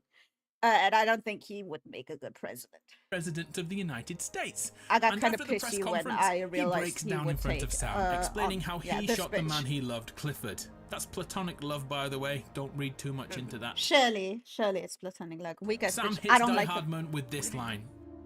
Like, he can cry and seem like, oh, I'm so sorry for everything that happened. He's a weak bitch. I'm sorry. If don't worry, you made an enemy out of me a long time ago, but not because of this, right? That's what I mean. I know I have a few fucking enemies, but I mean because of this. I don't like I said, I didn't really know anything about this game because I'm not really into the gaming. I've almost never really into the gaming scene. Like, you all know this. Like, most of you all who have been around for a while, you know this. I didn't grow up with video games like that. And I've never heard of this until a few months ago when Mouse started playing it. So I don't know shit. I don't know what the popular opinions are. What is the like the common census of who's liked or what they think. Like, I don't know. But to me, I don't like Die Hardman. Die Hardman should die Hardman. He wants a president who acts like they're immortal. And I Like was you're not glad. scared of death. I was glad that Sam wasn't like persuaded by the tears and was like, "Yeah, no, yeah, you're a good man. Yeah, I'm not mad. I'm not mad. You shot my father and me, basically." What I still don't like about Sam, I can't tell if he has forgiven Bridget or like Amelie. They're the same, so it doesn't matter. I can't tell if he has forgiven her, if he still loved her as his mother and sister, surely, I mean in that way, surely. But I can't tell, like, it seemed to me like he still cared about her, which I guess I kind of get, but after all the information he's gotten, I would kind of judge him for still being on Bridget's side.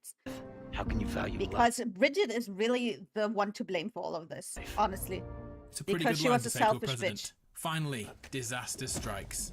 Lou is proclaimed dead. Lou! The BB we loved for so long is no more.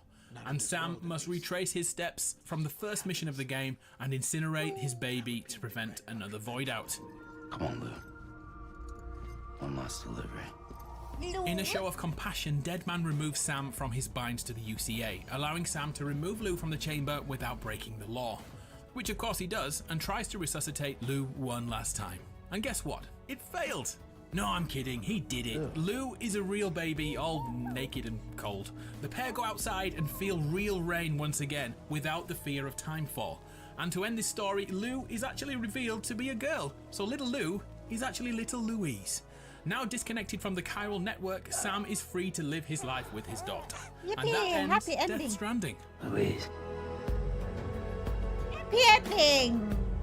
Surely, if it wasn't for the fact that Death Stranding 2 came out recently. I like this one. I don't know if we should watch another one. It still doesn't explain all my... Maybe you should just watch one. Yeah, then Death Stranding 2. The world explained. Yeah, and definitely. Like, I don't think 21 minutes. Probably this one goes more into depth. My question is, what do you need to play Death Stranding 2?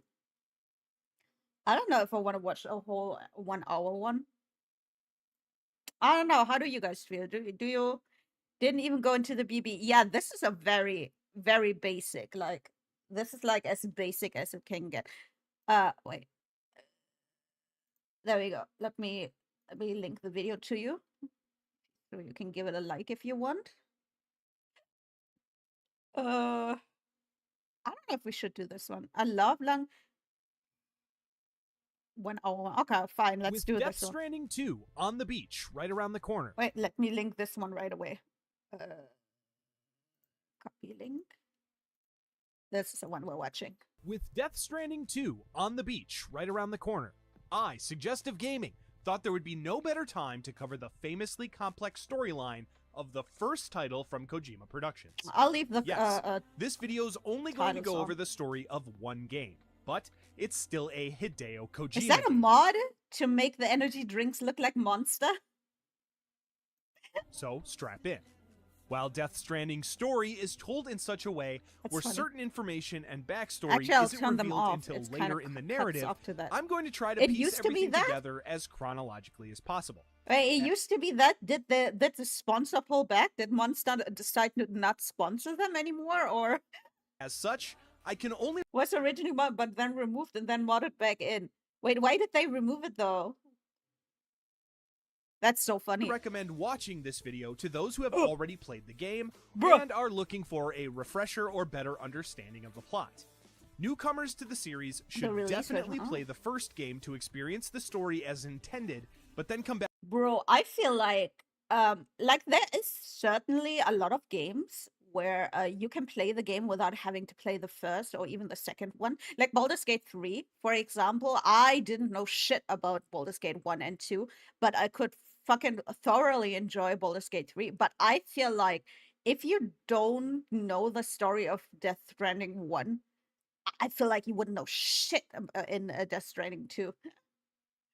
I was going to say, did Monster sponsor them? That's why probably the marketing contract expired. Oh, interesting. BG3? Yeah. Like, there are some games where you definitely can only play the later versions, but I would say Death Stranding 2 is not one of those. Knowing only a little about it, I only seen like the first 2 or 3 chapters of it. I watched the Mousie's VOD on it. So, like, I only know the beginning of it, but already that. Like, you have to know the first story. back to this video to like, comment, and subscribe. Seriously, while I'd love the views, the first few sentences of this video alone will spoil the ending of the game, so turn back now if you're not prepared. You've Yeah, been warned. spoilers. Also obviously. note that much like with every open world, massive universe containing game that I've covered on this series, I'm going Are we to have talking to about Death Stranding 2? I would love, first of all, hi, Lunan. I would love to stay unspoiled of it, but I also know that's fucking impossible because now I'm interested. Now I get stuff suggested to me, and my fucking Kamiyoshi is playing it, so I know it's impossible to stay unspoiled on it. So there's some games that both Ruby and I get triggered. Yeah, like Repo, Lethal Company, BG3. Yeah, those Minecraft. Those are some games where I'm like, wokage. And the same with BG3. Based, holy based ref, based as fuck. to leave out or breeze over a fair amount of side quests and secondary characters. This video is going to focus on the straight-through story of the narrative rather than acting as a massive Repo, lore Ethan? exploration or dive into the universe. So keep that in mind as we Wicka, begin. wicka, wicka. Now, without further ado, this is what you need to know about Death Stranding. Go back to sleep. Our story begins literally at the dawn of time. Across the millennia of Earth's existence, the planet experiences five Oh, okay. This is a kind of it's a long video, but at the same time, I'm like, this is the kind of video I wanted where it's actually kind of explained within the actual timeline, like literally starting at the dawn of time. It's a lot more silly than I haven't seen a lot of silly yet. What I've seen so far was actually very sad. So I know it starts out very sad, but it's nice to hear. It's nice to hear that it gets that it has some silly stuff later on, because the beginning is fucking sad. mass extinction events, which wipe out a majority of plant and animal species. Each of these events are triggered by a being called an extinction entity. Driven by a primal urge to their connection to the beach, a liminal shoreline connecting the world of the living and what comes after death, Fucking each Running of Man. these EEs act in such a way to be the catalyst of each of their respective extinction events. While each individual living being has their own beach where their soul goes after death, these EEs have access to a shared beach, one from which they influence the living world. At some point in the 21st century, the sixth extinction event approaches, one meant for humankind. Unbeknownst to the world, a woman in the United States named Bridget Strand is the sixth extinction entity. Dreams of a new mass extinction haunt Bridget throughout her life, but she avoids acting to cause it. During her 20s, however, Bridget, now a high-ranking official for a growingly fractured United States, contracts uterine cancer, something she theorizes could have been the beach punishing her for failing in her extinction entity duties. While undergoing treatment for her cancer, something unprecedented occurs. Bridget's being is split in two.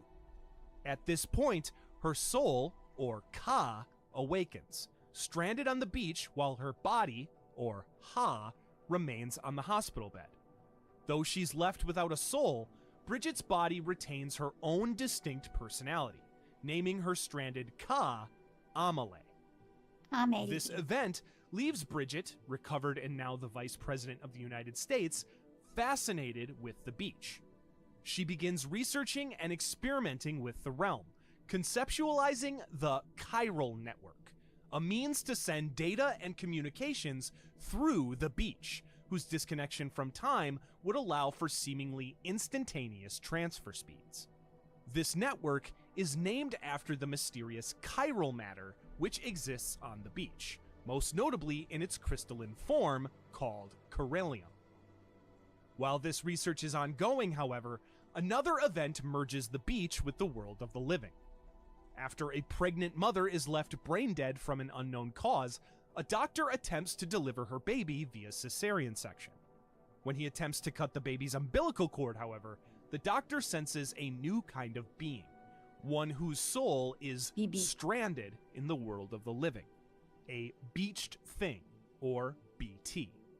While these BTs are normally unseen by the human eye, the baby's umbilical cord connection to the world of the dead through their mother, who is effectively in limbo between life and death, allows the doctor to see a BT for the first time in the history of humanity.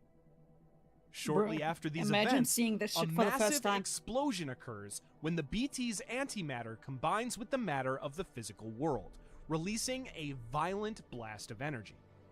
This explosion, later called a void out, is large enough to destroy an entire city, and the sitting president of the United States is within the blast radius. I think I would have gone As the insane. next in Especially everyone else would think you're insane because this was unprecedented and no one fucking has ever seen it. Everyone, you would probably be fucking looked up. Also, I'm starting to I said this while we were playing because World War One, World War Two, and the Vietnam War, and even Iraq and Afghanistan were mentioned. I'm thinking now, this is not like a parallel world. I think it was like probably exactly like our world up until this event. This is when everything became wacky, but before that, it was probably like a very parallel to actual like the real world. They failed to mention that the first, in Manhattan, yeah. session, Bridget becomes the President of the United States of America. Fearing the void out was a sign of the approaching extinction event, Bridget founds a company called Bridges, Bridges. secretly leading it wearing a mask so as to conceal her true identity as the president. Bridges continues research on the beach, This primarily is like some Superman shit. Like, fucking, are you telling me no one knew it was actually her? Come on, everyone fucking knew it was her. No one gets fooled by this. through the Bridge Baby program, which aims to reproduce Also- the birthing process This fucking makes you look like a villain. Like you want to be fucking seen as a villain wearing a fucking mask like this. that led to the detection of the BT, in order to better understand them. The bridge babies, or BBs, are 7-month-old fetuses, removed via C-sections from their brain-dead mothers and placed into pods that simulate the conditions of their still mother's womb, allowing them to feel as if they've never left it. Of the bridge babies, one is the son of former United States Army Special Forces Captain Clifford Unger and his common-law wife, Lisa Bridges. When the pregnant Lisa is left brain-dead after a tragic accident, Cliff, desperate to save her and their child through Bridges' experimental treatment, contacts his former squadmate, John Blake McClane. McClane, now known mononymously as Die Hardman thanks to his knack for surviving the war zone, is currently working directly under President Strand on the Bridge Baby project. Not knowing their true purpose for his son, Cliff allows Bridges to deliver him via C-section while keeping his wife on life support, placing the baby in a pod afterwards for further research. This baby's potential catches the eye of Bridget, who decides to use him as the basis for her chiral network. In order to anchor the network to the beach, however, the baby's life must, essentially, be sacrificed. When Die Hardman And this learns is what I mean. Like, how does anyone see this or know this? And like this is why I'm kind of still on the fence about Sam. I mean, I kind of get. I mean, this is the woman who raised you and all, but how do you see this and still like hold affection in your heart for this woman when you know she's the one who caused you all your troubles? Like she even said the nightmares he's having, the nightmares who have plagued him for all his life, weren't his nightmares, they were her nightmares. And he's having those nightmares because of her. And also the void out, everything terrible that's happened in the world is her fucking fault. So how I'm just saying. These plans, they weigh heavily on his conscience. And she literally murdered your father and mother, forcing him to secretly inform his former captain, Cliff. The pair then immediately devise a plan to get Cliff's son out of Bridges' custody. During the daring mission... That's just... sorry, I'm pausing a lot, but yeah, this is what happens when you watch videos on stream. Again, I gotta say again, I don't like Die Hardman because this was also a perfect example. He was doing this, yes, that was great of him that he warned Cliff and all, but he was trying to be on both sides. And someone who is trying to be on the two opposing sides and not willing to make a choice while still playing the victim, I call that a weak-ass bitch. I'm sorry.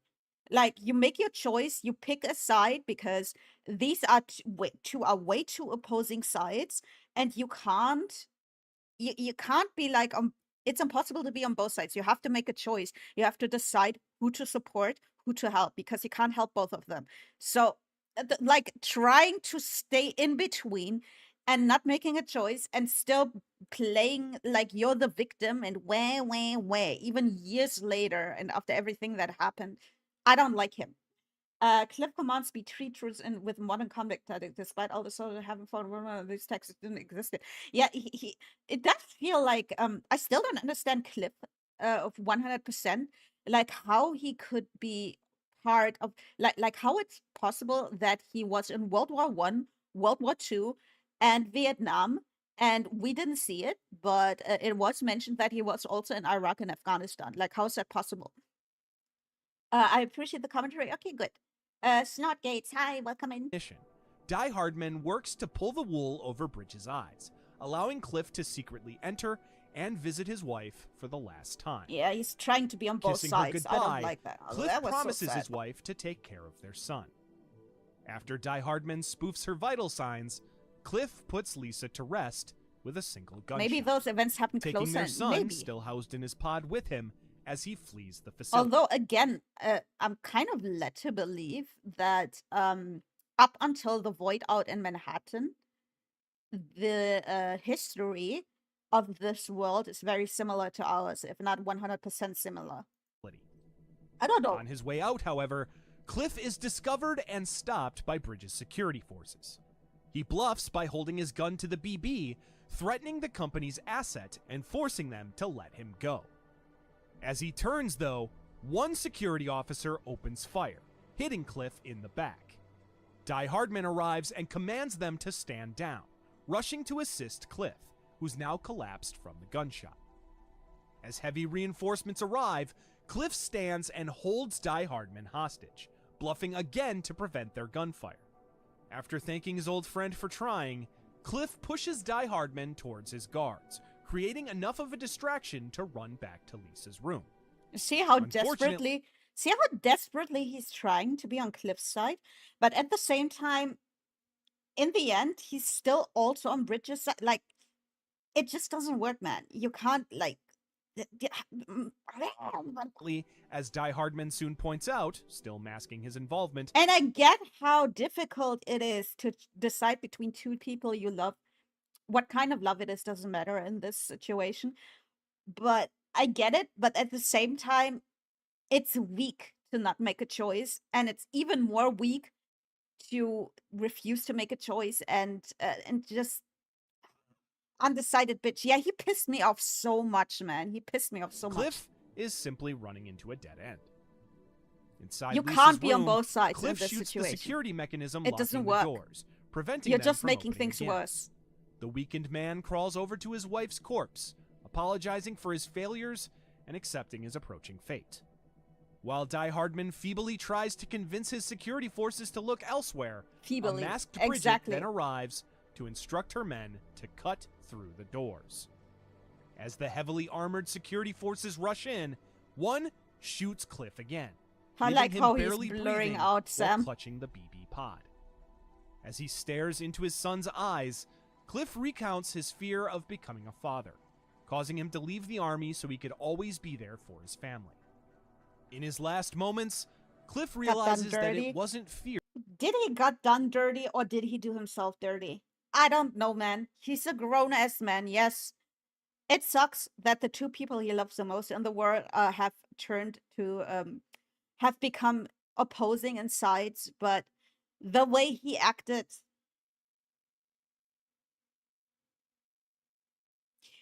It's bound to end in tragedy either way. And to still act like a victim afterwards, I Fear know. that drove him. I don't but feel sorry bravery. for him. Sorry.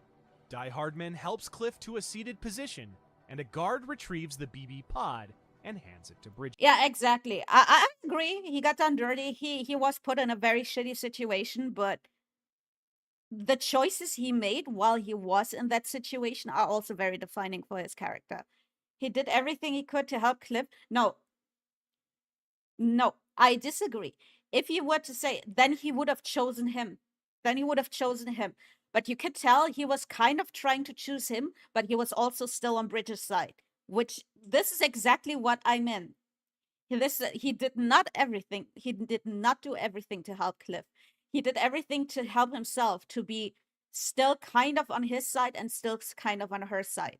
And this is what I mean. He didn't make a choice, and that's his own damn fault. And I don't like that he still acted like a victim afterwards.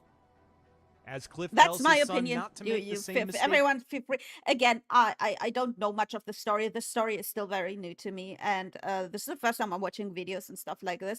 But this is my opinion on this. Everyone else is free to have their own opinion, but this is my opinion on it. Succeeded. I think And instead- he is like Heflin said before, he's undecided.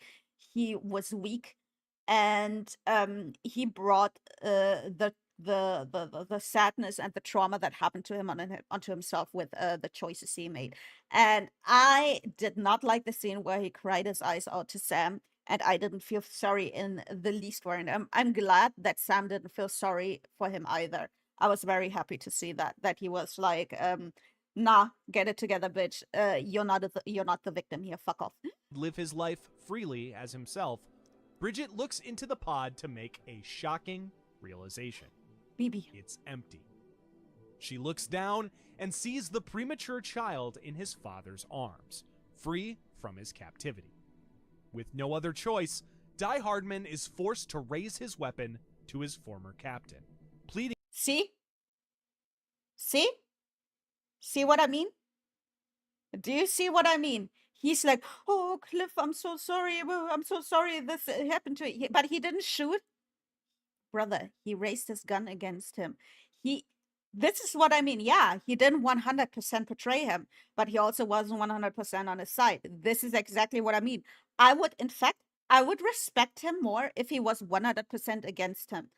I mean, he would be obviously the villain because in this, this is a very black and white story, in my opinion, where good guy and Bridget over here somewhere bad guy. Like it's very rare. I'm more of the opinion that no one is black and white and everyone is a gray. But in this story, it's pretty fucking a good guy and back here Bridget bad guy. If he had chosen Bridget, yeah, he would be a bad guy, but I would have respected him more. I don't respect him for first, like kneeling in front of his friend and being like, "Oh, I'm so sorry this happened to." Whoa, whoa, whoa. Okay, I'm pointing the gun at you. Like, bleh. Pleading with No. him to hand the baby I'm sorry. over. This is my opinion. Bridget, meanwhile, urgently commands him to shoot Cliff. When he hesitates, Bridget grabs his hand herself and forces him to fire the weapon twice, striking and again, killing Cliff Unger. If he made a different decision, it might have not come to this. But by still being on Bridges' side, he is to blame for this as well. I'm just saying, he's to blame for this as well. Cliff's body then goes limp, and as his arms sprawl open, No. his son rolls onto the floor, also tragically struck and killed by one of the bullets. Bridget rushes to the baby, but it's too late. Her key to the chiral network is gone, swept away with the lives of Cliff Unger and Lisa Bridges. Yeah, I don't know what he became, but I don't know.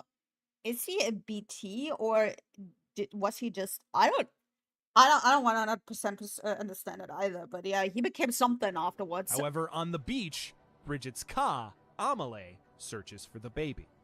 She soon finds him, calling out to him. Yeah, as- he like more like he just has a very powerful beach. Like he has a very big and power. You will see. Oh, okay. Sam. She picks Yeah, up the light. that's my interpretation of it too. I'm gonna pause here as well. This is my kind of interpretation of it too. His beach is just very powerful because he's been in so many wars and has been around so much death and whatnot, and especially meaningful wars to humanity. His beach is just very strong and powerful. Lifeless baby, sealing the opening where his umbilical cord was cut before restoring life to the child through her connection to the beach. Cliff watches from the waters, and as Amelie then places Sam into them, he sinks. As he sinks, a new ability awakens within him: repatriation. This ability allows Sam's soul to return to his body, and he awakens back in his pod to see a very relieved, unmasked Bridget Strand along with her right-hand man, Die Hardman. The latter quickly points out that the baby's days as a BB are done, considering his connection to the other side is now severed. Bridget decides to take the baby out of the pod, Hi, electing Pigeon. to raise him as her own under the name Sam Strand. Following Sam's resurrection, however, the world is forever changed. The beach begins to entwine itself with the living world. Chiralium begins to appear on Earth, and its introduction to the atmosphere leads to a meteorological phenomenon that's come to be known as timefall. During timefall, precipitation falls much like rain or snow, but due to the chiral matter's connection to the beach, whatever it touches experiences an extreme acceleration of time. Far greater than the threat of the timefall is the sudden appearance of more and more BTs. Due to the beach's connection to the living world, the soul of any human who dies remains tethered to its lifeless body. Over the following 48 hours, the body's natural necrosis process is replaced with a new one, in which chiral matter fills the corpse, submerging them into a tar-like substance Goop. before they emerge as a new We BT. call it goop, not tar. These BTs, if allowed to come in contact with a living human, trigger additional void outs throughout the world. To prevent more and more destruction, humankind quickly learns to incinerate their dead before they necrotize, although they must do it away from populated areas, as the corallium released from the bodies into the air brings more timefall, and with it, BT presence. These connected phenomena come to be known as an event called the Death Stranding. That's the name of the game. The damage from the voidouts cause governments around the world to collapse. The United States of America dissolves into fractured city-states and prepper bunkers, separated by stretches of land now claimed by roaming BTs. As society crumbles, roads, highways, trains, planes, and other means of physical travel become nearly non-existent. Bridget Strand, America's last president, shifts Bridges' goals to rebuild the country under the new banner of the United Cities of America, or UCA. America. They continue their work on the Chiral Network, relaunching the Bridge Baby program to serve a new purpose. In order to transport goods between the disconnected cities, package carriers, or porters, are entrusted with a BB in a pod. Through a connection with the BB, as well as the baby's connection to the other side. Here's something. Hang on. Here's something that Through a I've been connection wondering with the about. Hang on, BB. let me pause right here. Okay, so we know now that this BB, which is Lou, is not the BB from the memories. The BB from all the memories Sam has is, in fact, Sam himself. But this little trinket here, this little astronaut, yeah, BB-28, I'll call her Lou. This little trinket here, this was given to Clifford, to Sam, right? This little, like, skeleton astronaut, Cliff gave that to Sam. And it was on Sam's pod. Now, how the fuck did this little astronaut end up on Lou's pod? This is something I was thinking about. Same pod? Do you think they just reuse the pods and just don't remove the thingies? And maybe they are just connected. I'm not sure if that was answered at some point, or maybe it gets explained in Death Stranding too, but that's something I wondered about. It was from Igor? Okay, so then where did Igor get it from? Did he know Clifford? Did he know Clifford? And then how did, because Clifford gave it to his baby, how did then Igor get it from his, like, you know what I mean? I'm confused. As well as the baby's connection to the other side, porters are then able to detect Coincidence? In a Kojima story? I don't think so. BTs. Listen, this is my first Kojima story, and I fucking know that there's not much coincidence going on here. Navigate through their territory to make deliveries. These BBs, however, have a shelf life, as they eventually realize their womb is artificial. After this occurs, usually shortly after 1 year, the BB is removed from commission. Fair enough. It's possible they get True the to same her place word, as Cliff. Bridget Igor had raises his Sam brother as had her one. own son. Yeah, like you said, the Hartman feel like maybe they're not that. Maybe it was just a red herring to make people actually think that this BB is the same one as the BB from the memories. Maybe they're like Pokemon, like they're just a very popular figure or some shit. And while he's aware that he's a repatriate, he has Okay, no fair knowledge enough, of fair his enough. true parents or the horrific events that led to his brief visit to the beach. During his adolescence, however, Sam quickly realizes his connection to the other side. He's plagued with nightmares of the forthcoming extinction and can sense the presence of BTs on his own. This condition comes to be known as dooms, and Bridget and Amelie learn to grant it to others as well, studying various levels that grant more abilities to the sufferer. Worst of all, Sam often awakens to find himself trapped on the beach, left to wander along the unending shore. Luckily, Amelie finds him again and again, and he quickly grows to know her as his sister. To help him deal with his nightmares, Amelie gives Sam a dream catcher to wear. Bitch, you're at fault for his nightmares.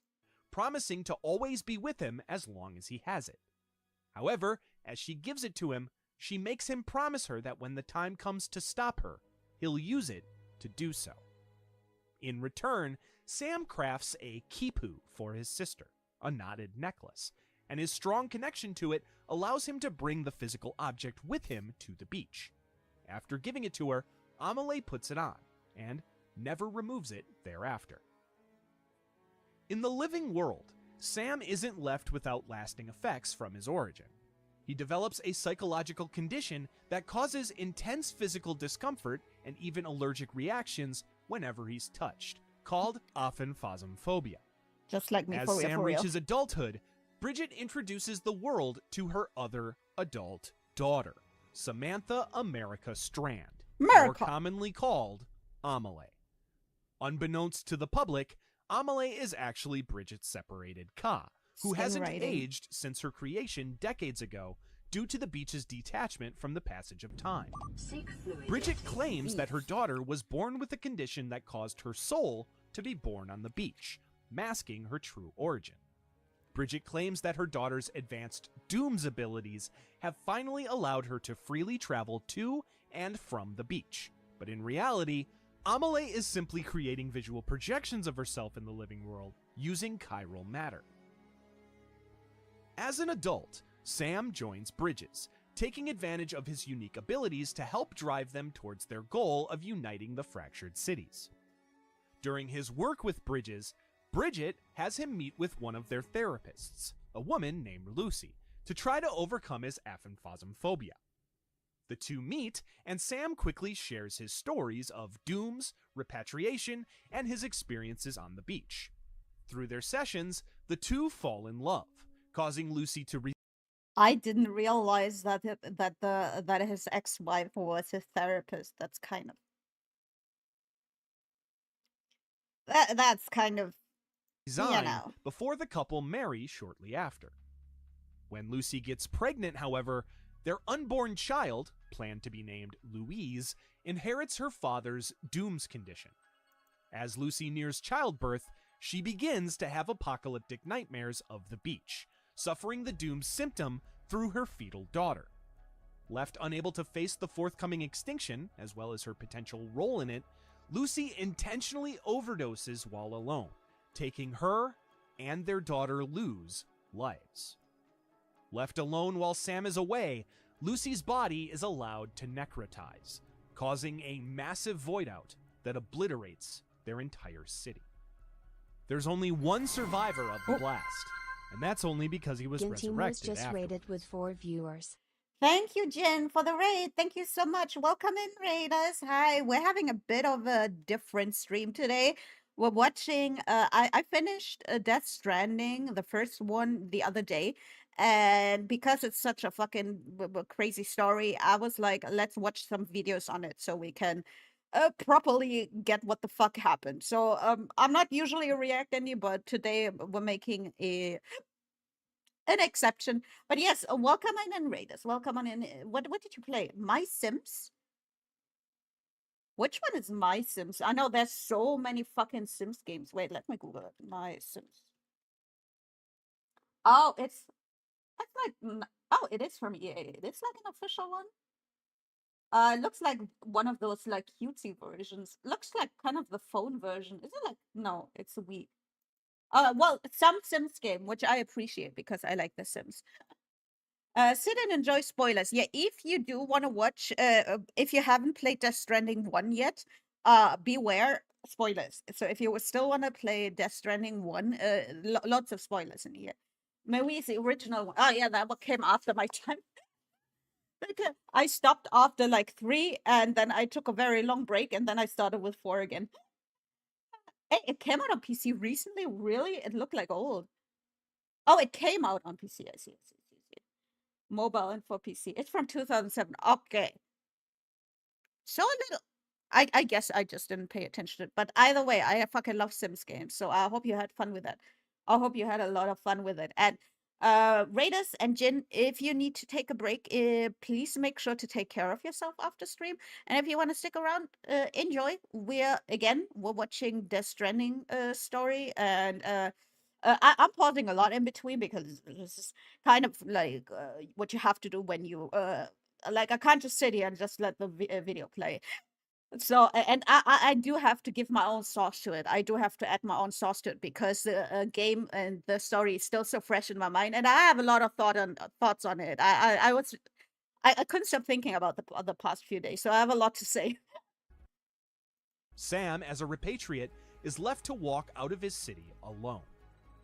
Left devastated and broken by his loss, as well as his guilt for causing it, Sam resigns from Bridges. He then begins working as a freelance porter, spending the next decade building his reputation as the legendary deliverer Sam Porter, while living The in his man, the own myth, the self-exile. legend. Bridget, meanwhile, continues her work with Bridges, still attempting to connect the various cities of America. Merc. She recruits various others to assist her in the development of the chiral network, including the creators of its hardware and software, respectively, a pair of scientists named Mulligan and Lochna. The pair were born with dooms and conjoined at the head. When they were separated at birth, they both fully recovered, but found while growing up that they could telepathically communicate with one another no matter the distance between them. That's crazy. Lochna soon falls in love with a fellow Bridges member, but she's unfortunately unable to carry a child to term. When Lochna's partner dies in an accident, she's left emotionally devastated. Feeling her pain through their shared connection, Mulligan suggests that the pair have a baby, offering to carry the pregnancy in her womb using Lochna's egg and her late partner's frozen sperm. However, while she's in the hospital awaiting her C-section, the building is struck by a group of terrorists opposing Bridges. Pinned under the rubble for days, Mulligan is forced to survive by drinking Timefall, eventually giving birth to the baby on the other side. Mulligan hears the baby's cries silence as an ethereal umbilical cord connects her to a small baby BT. That's crazy. Eventually, Mulligan is discovered by Bridges, but she's unable to leave the site of the hospital as the BT, along with herself by extension, is tethered to the location. Mulligan, now taking on the moniker of Mama, continues her work for Bridges, who builds her a new laboratory over the hospital's ruins. Mama's experience not only leaves her tethered to the lab, but it leaves her somewhere between alive and dead. Her pulse flatlines, causing her to hide her vitals from Bridges. Even worse, however, is that this partial death severs her supernatural connection with her twin sister, cutting off the constant communication that she's thus had her entire life. Well, yeah, with kind of makes Lochna. sense because she kind of Left died ashamed, already. Mama decides to continue her work alone in the lab with her baby BT, isolating herself from Lochna completely. Bridget also recruits Deadman, a Yeah, man it looks born cool. via an experimental Okay. genetic mix. I've been pausing the ads for as long as I could. We're out of stopping ads time. So because for the ones who are not subscribed and are into the video as well, I'm gonna let the ads run now, and we're gonna take a little break. So move your leggies, and I'll turn on some music. Another one. Yeah. Okay, we're taking a little break. Be right back. I spin my head right now.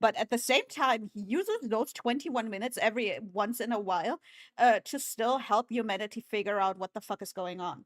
At the wrong place at the wrong time. Yeah, he was just an unfortunate victim of the void out, which again was fucking Bridges' fault. Like all those fucking I can't stress enough how much I fucking hate this bitch. And death occurs 60 And it's very unfortunate. Most of these people, like Hartman, they want to do good for everyone who is caught up by this tragedy, but they're working for the exact person who is to blame for all of this and who selfishly just tries to help herself with everything she does, which is at some point they notice that, and they are like, for example, Deadman and Hartman, they are both at some points they talk to Sam without knowing that Die Hardman and Bridget, well, Bridget is dead, but you know what I mean, that the upper ones, the big guys, that they don't listen in. So at some point they realize, I'm working for the wrong side. Fuck, I'm working for at some point they notice. So credits to them. times a day, and Hartman uses these trips to study the beach, but more importantly, to search for his family. This repeated start and stop ultimately damages his already genetically deformed heart, which is shaped like a heart symbol, earning him his nickname. Hartman. Along with Die Hardman, now wearing the mask Bridget once did to completely hide his former identity, the USA's last president enacts her final plan to create her vision of the United Cities of America. Amelie then embarks on a journey westward across the continent, hoping to spread Bridges' message and convince the various cities to join the chiral network. Starting on the east coast of the former United States, she travels with a group of fellow Bridges members, building facilities and terminals to connect to the network in the cities that allow them to. During this period, private delivery companies pop up, one of the largest of which is called Fragile Express, named after the daughter of its founders. When Fragile, a doom sufferer, takes over the company in her adulthood, That's a very good question. Why didn't they take a fucking Cupid with them? she continues growing it before merging with her main competitor to the west, effectively making Because Fragile then there wouldn't Express be a game, the I guess. only delivery company in the region. Unbeknownst to Fragile, however, the president of the company Fragile Express merged with, a fellow doom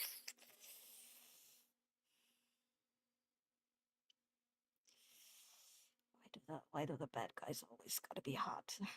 Why is he hot? Huh? It's like the fucking Simpsons meme when Homer is imagining Flanders like in underwear or something, and he's like, "Oh no, he's hot." No, wait, that's SpongeBob. I don't know. Oh, but no, it's one of those memes. It's just hot. I get it. It's the guy liner, man. I'm weak for guy liner. doom sufferer named Higgs But yeah, Monahan he's fucking has hot. been having secret discussions with Fragile's mother, under the pseudonym of Coffin. Coffin informs Higgs of Bridges' experiments using unborn children, ultimately leading to their decommission by slaughter. This leads Higgs to build a deep hatred for Bridges, as well as an Understandably. opposition to the idea of the UCA. Because honestly, Squidward, yeah, it was Squidward. Oh no, he's hot. That's what you meant. I keep getting those memes confused. I keep thinking it's a Simpsons meme, but you're right, it's a SpongeBob meme. At some unknown point, Higgs is discovered by Amelie. To Higgs, she reveals the truth behind her abilities, and finally explains her ultimate goal, to fulfill her duty as an extinction entity by outdoing her predecessors in a massive event she calls the Last Stranding. This plan involves uniting America through the chiral network so she can combine everyone's beach with her own, forming a massive seam between worlds. Through this seam, enough BTs could flood the living world at once that the massive amount of antimatter will wipe out all life entirely. Seduced by the power Amelie is able to grant him, including a Dooms level so high that he can control BTs directly, Higgs effectively becomes Amelie's agent of extinction. Yes, yeah. provides him with a bridge- Sorry, that's exactly the one I'm getting it confused with. Baby of his own. However, it's not a real baby, It's but just a instead doll. a doll that still grants him the ability to sense BTs. However, he quickly grows impatient with how long her plan is taking, as well as jealous of her belief that Sam will somehow be the one to usher in the end of days. Donning a golden, skull-like mask, Higgs leads an effort to combine the various splintered separatist groups into one large militant terrorist organization called Homo Demons. Hoping to stop Hell yeah. the UCA and capture Amelie so he can Our use her to people. trigger the last stranding himself, Higgs commands the Homo group to attack Demons. various cities to prevent their connection. As part of this mission, Higgs secretly sends a nuclear bomb to Fragile Express for delivery to Middle Knot City in the central region of the continent. Not knowing the package's contents, Fragile makes the delivery, only for it to detonate. Yeah, this not happened long to after. me. This fucking happened to me. I didn't realize what it was. I didn't realize what was going on. So I drove into the facility and suddenly boom. And I was like, what the fuck happened? What the fuck happened? Oh, there was a bomb in there. Oh. Oh. Leaving a massive BT-filled crater where the city once was. Fragile then realizes that the demons are attempting the same plot with a delivery to South Knot City. She intercepts the bomb, but is soon stopped on her way out of the city and captured by Higgs. During a timefall storm, Higgs strips her down to almost nothing and offers her a choice. She can take the bomb and safely dispose of it in a nearby tar pit, but she'll have to run through the timefall, severely aging her entire body. Fragile then states that she'll take the damage and the goods, before Higgs places a mask on her face and allows her to run out into the rain to save the city. Despite these sacrificial measures, rumors still swirl about Fragile Express's involvement in the Middle Knot City attack, completely destroying their reputation, along Classic. with causing the world to accuse Fragile Never get the full herself story. of being a terrorist. 3 years into Amelie's westward journey, the team finishes their expedition and reaches Edge Knot City on the west coast. Unfortunately, they fall right into Higgs's final trap. Homo Demons attacks the city and takes control, holding Amelie hostage I wouldn't mind getting attacked by Homo Demons. I'm just saying. in the process. Not Using the abilities Amelie granted him herself, what? Higgs surrounds just the saying. city in the strange, tar-like substance, effectively walling it Goop. off with BTs. Yum, yum, goop. 10 Done. years into his isolation, Sam Porter makes his way towards Central Knot City to make a critical delivery of smart drugs. When he's caught in a Yum, yum, timefall yum, storm, goop. he catches a glimpse of a woman holding an umbrella. Fragile. He swerves to avoid her, causing him to lose his motorcycle. Not the Sam, who bike. notices the woman is now mysteriously gone, is forced to continue on foot, taking shelter in See? a nearby cave. Sam can't drive for shit either. He lost his bike the moment we started the game. I'm just saying. to wait out the storm. Inside the cave, a photograph falls out of his pocket. As he goes to retrieve it, a drop of timefall falls on it. The photo, which was once of himself, his pregnant wife Lisa, and his adoptive mother Bridget, is now faded where the drop fell, removing his last recorded memory of his wife from him. As he goes to retrieve it, Sam notices handprints appearing in the mud around him, sensing surrounding BTs thanks to his dooms. When he thinks they've passed, Sam goes to grab the photo again, but is stopped this time by a hand grabbing him, instantly triggering his aphamphasm phobia. He looks to see Fragile, who quietly signals that the BTs are still nearby. The pair hold their breath to avoid detection until the BTs drift away. Afterwards, they exit the cave, looking up to the sky to faintly see 5 floating figures before they vanish along with the storm. Fragile introduces herself and quickly realizes that Sam is a fellow Doom sufferer. She offers him a job working for Fragile Express, but he declines and the pair part ways, with Fragile using an ability granted to her by her advanced level of Dooms, transportation using the beach, effectively allowing her to teleport from one location to another.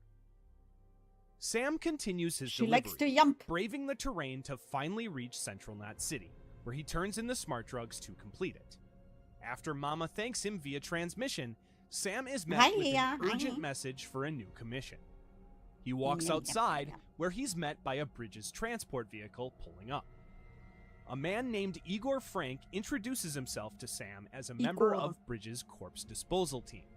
Opting to explain on the way, Igor climbs into the truck with Sam to show him their cargo, the corpse of a man who took his own life, hours away from necrotizing. Using his dooms, Sam determines that the body has already begun the process, making the situation even more dire. The group are then forced to cross BT territory to get to the nearest incinerator, but Igor is confident that with Sam's dooms and his own bridge baby, they'll be able to avoid the beached things to complete their mission. When they enter another Titanfall storm, the group are ambushed by BTs, causing their transport truck to crash. Yeah, that was When a traumatic Sam comes scene. to, he finds Igor frantically trying to pull the driver out from the overturned vehicle as the BTs surround them. Their cargo, the corpse, unfortunately necrotizes right before their eyes, submerging into the tar-like substance before emerging as a fresh BT, which immediately rushes over and pulls the driver away. Igor is forced to pull his pistol and shoot the man before he can be consumed, avoiding a void out. Unfortunately, a masked Higgs then appears to bring the BTs back. They grab Igor and he detaches his BB, throwing it to Sam while telling him to run. Igor is then grabbed by a massive BT and swept off of his feet before he can aim his pistol at his own head. Oh, As he's 7. pulled into the air, Igor frantically stabs himself, trying to prevent a void out. Despite his sacrificial efforts, the BT is able to consume him while he's still alive, triggering a massive blast. Sam grabs the bridge baby and shields it while the pair are swept up in the void out. Central Knot City Why not stab is his own neck? That's a completely good point. destroyed in the blast. Sam then finds himself on the beach, where he sees the bridge Panic, baby I guess, with in the no moment. pod on the sand beside him. He picks up the baby and holds it close, but suddenly the cries stop and the baby vanishes, leaving small, BT-like handprints in the sand. Sam then stands to see the 5 figures floating in the sky before they vanish again. After a quick vision of Amelie, Sam repatriates to return to the living world. There, he looks around to see the crater where Central Knot City once stood. In his arms, luckily, is the surviving BB, its pod unharmed thanks to Sam shielding it from the blast. 2 days later, Sam awakens in a Bridges facility, handcuffed to a bed. Deadman appears via Kinky. chiral projection from a nearby isolation ward and introduces himself before remotely releasing one of Sam's cuffs. He then explains that the other should stay on, as it'll keep him connected to Bridges while simultaneously monitoring his vitals. He further explains that while the BB survived the blast, it was left broken, left unable to detect BTs. As such, it's been marked for disposal. Deadman tells Yeah, Sam I think that he's the previous video said that too, that the 5 figures in the sky were meant to symbolize the the 5 death strandings before that. currently in Bridges' new headquarters, Metaphor. a base in capital A New lot, York a lot. City. That's also something that's very much present in Kojima's writing. A lot of metaphors. A lot of fucking metaphors. He then tasks Sam with another delivery, taking morphine to President Bridget Strand, whose cancer has Morphine. returned and is now in its final stages.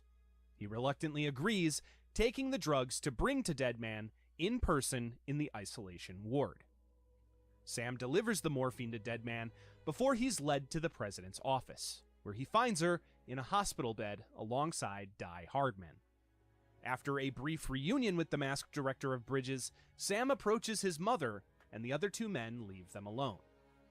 Although she's weak, Bridget informs Sam about his sister's mission and subsequent capture, asking for his help in rescuing her and reconnecting America to save humanity. Sam simply reminds her that America is dead and gone, refusing her request. Panicked, Bridget reaches for him, and the pair fall to the ground. Sam's phobia makes him crawl away from the dying woman, who's already starting to produce the tar-like substance. She then tells Sam that she loves him, before uttering her final words. "I'll see you on the beach." There we go.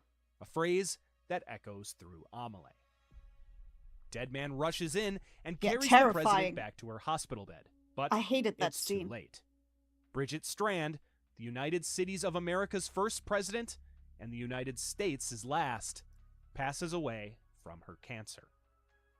The situation quickly turns from somber to dire, as Deadman and Die Hardman realize that they must incinerate the president's body before it necrotizes, optimally without the public finding out about her death. With no other option, Sam reluctantly agrees to carry his adoptive mother's corpse up the mountains to the nearest incinerator.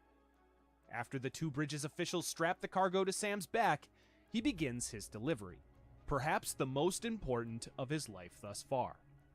Climbing the mountains, Sam reaches the Imagine it. facility Ugh. and brings the president's corpse to the incinerator. Slowly placing her inside, Sam says a silent goodbye before Bridget is lowered into the chamber. The flames then ignite, cremating the president and preventing a new BT. However, an immediate spike in chiralium then occurs, triggering a heavy timefall storm. Sam then notices another piece of cargo that he was sent with to destroy, Igor's broken bridge baby, codenamed BB-28. While Sam has some reservations about incinerating a living child, Deadman implores him to dispose of the broken piece of equipment. Suddenly, the power to the facility goes out, and BTs soon arrive along with Timefall. Instead of incinerating BB-28, Sam decides to give it another chance instead. Sam then hooks into the BB pod, giving him a quick flash of his own lost memories of his time spent in one. BB-28 begins to work, helping Sam locate and avoid BTs as he makes his way back to Capital Knot City. Yeah, I totally managed to avoid them when I was playing. Because I totally knew what was going on at this point, and I totally knew how to avoid them at this point. There, he Smile. meets Deadman, handing him BB-28 and claiming that they all owe their lives to the baby. Deadman agrees to look after the BB, sending Sam to his private room to meet the new president of the UCA. After Sam recovers in his private room, he returns to the president's office to meet the new face of America, Amelie. Taking her mother's place, Amelie appears via chiral projection from Edge Knot City, isolated there but still allowed to speak with Bridges by her Homo Demons captors. Die Hardman The and Homo Amelie Demons. then reveal why Bridget brought Sam there in the first place, to retrace Bridges 1's steps on their westward voyage, connecting all of the chiral network terminals that have now finished construction. To accomplish this task, Sam is given a Cupid, the hardware developed by Lochna containing the security and operations protocols that he must insert into each of the terminals to integrate them into the chiral network. Sam declines the job once again, storming out of the room. Die Hardman convinces him to sleep on the decision, and Deadman arrives with the reconfigured BB-28, giving the pod to Sam to take back with him to his private room. As Sam sleeps, he is taken to the beach, where Amelie meets him.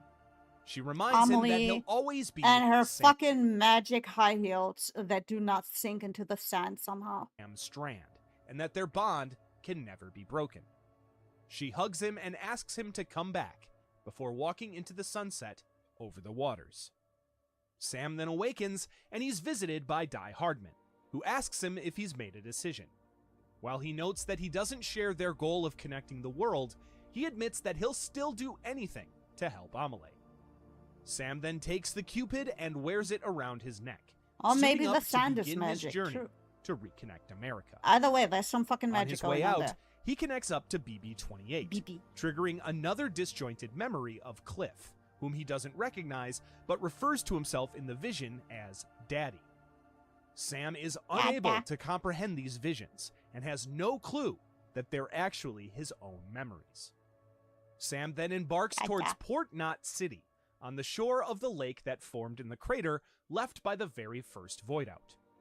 On his way, he works with other various individuals in way stations along the way to deliver parcels and connect more terminals to the network. He also encounters a new type of threat in the form of mules, Those individuals bitches. who live with an insatiable addiction to stealing cargo from porters. Even the mules know not to mess with BTs, however, and they retreat whenever a timefall storm rolls in. They're basically loot goblins, which I can't hate them too much for that, but they're loot goblins that are against me, so fuck them. Sam soon learns another benefit of the chiral network: chiral construction. Using chiralium and other materials, Sam is able to construct bridges and various other resources. Other porters then begin to do the same, sharing their work pirates. and making Yeah, basically. everyone's collective jobs a bit easier. Mama also ends up developing anti-BT weapons using Sam's own blood, which the creatures have a negative response to. Eventually, Sam reaches Port Knot City and uses the Cupid to get them online. When the man who greets him, Victor Frank, recognizes a charm of an astronaut named Lumens on BB-28's pod, Sam is forced to give him the news that it once belonged to Igor, his now dead brother. Needing a way across the lake to continue west, Victor recommends Sam check with a private company to charter a boat, one Sam quickly recognizes as Fragile Express. As Sam goes to the harbor, however, he's stopped by Higgs, along with a group of BTs under his control. Higgs introduces himself to Sam, noticing Fragile watching them from afar. Higgs gets closer to Sam and senses through his feelings that Bridget has died and Amelie has taken her place. You sniff at him. Higgs taunts Sam with the knowledge that Amelie is an extinction entity, cryptically referring to her as their Angel of Death. The masked man then summons a massive BT, leaving Sam alone to fight it. Knowing that he can't allow the BT to consume anyone, lest another void out wipe out Port Knot City, Sam is forced to take the BT head on. Using his own blood as a weapon, Sam is able to defeat the creature for the first time in human history. After collecting the massive amount of chiralium left in the BT's wake, Sam continues to the harbor to look for Fragile. Luckily, she meets him there, filling him in on her history with Higgs as she takes Sam to her boat. The pair then climb aboard and begin to sail across the cratered lake. Huzzah. On the ride over, Fragile tries to speak with Sam, but he coldly ignores her, drifting off to sleep instead, dreaming of Amelie. When he awakens, he finds that the boat has docked, and Fragile welcomes him to Lake Knot City. After delivering some cargo, Sam links up the city before Amelie and Die Hardman inform him that with the destruction of Middle Knot City, he'll have to gain the support of various independent shelters to bolster the chiral network. Fragile agrees to use the goodwill her company has left with those in the region to assist Bridges, using it as an opportunity to get back at Higgs. She then gives Sam a cord woven with her blood and chiral crystals, signifying their bond, while pointing out how their paths keep crossing, hinting at something more than sheer coincidence. Additionally, she offers to help Sam even further by letting him call her to jump across space together using her control of her beach. After I assisting will some say, shelters and I barely use the fragile jump, mostly because it was annoying that you can't carry anything, like not even like PCCs or ladders and whatnot. So like I think altogether I used her jump. Have a good look, Lilac. Have a good nap. I think I used it maybe like 3 or 4 times during the entire game. Like I barely fucking used it. And knowing later on that it like really fucking takes a toll on her to jump a lot, I'm very glad that I didn't use that ability too often, man. I didn't realize it would, because I've also seen a video when I was looking this up. I didn't see the video itself, but the title said Fragile gets angry at you when you jump too often, which makes sense, obviously. Like bro, what the fuck, man? You know this is hard on me. Why the fuck? I used it most after the end of the game to both sides. Yeah, I used it, like I said, I did play after the game a little bit because I wanted to try and build all the roads. And I used it obviously to jump to the central coast because you start in the other map. So like what we see here where they took the ship because I didn't know how else to get there. So I used her to jump in that way. Convincing them to join the UCA, with some being easier to convince than others, Sam's visited one night by Fragile in his private room, who helps herself to his shower while he's asleep. Damn. She again assures him that Fragile Express had nothing to do with the terrorist attacks, despite the rumors that Sam's heard through his travels. She admits her part in the explosion that took Middle Knot City, but tells her story of sacrificing her body to save South Knot, finally earning Sam's trust. Meanwhile, Deadman attempts to find out about BB-28's history, to try to learn the truth behind the vision Sam encounters when connecting up to it.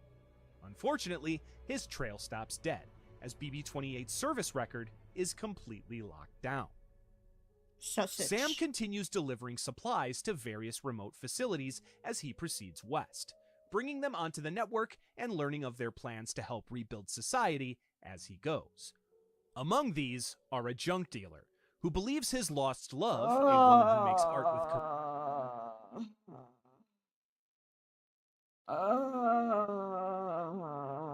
These two fucking idiots. beryllium, was killed in a terrorist attack, blaming Fragile Express, and by extension, Sam. Luckily, Fragile is able to learn that the woman is still alive, and Sam is able to find her and bring her back to the junk dealer, reuniting the couple, who promptly get engaged to marry.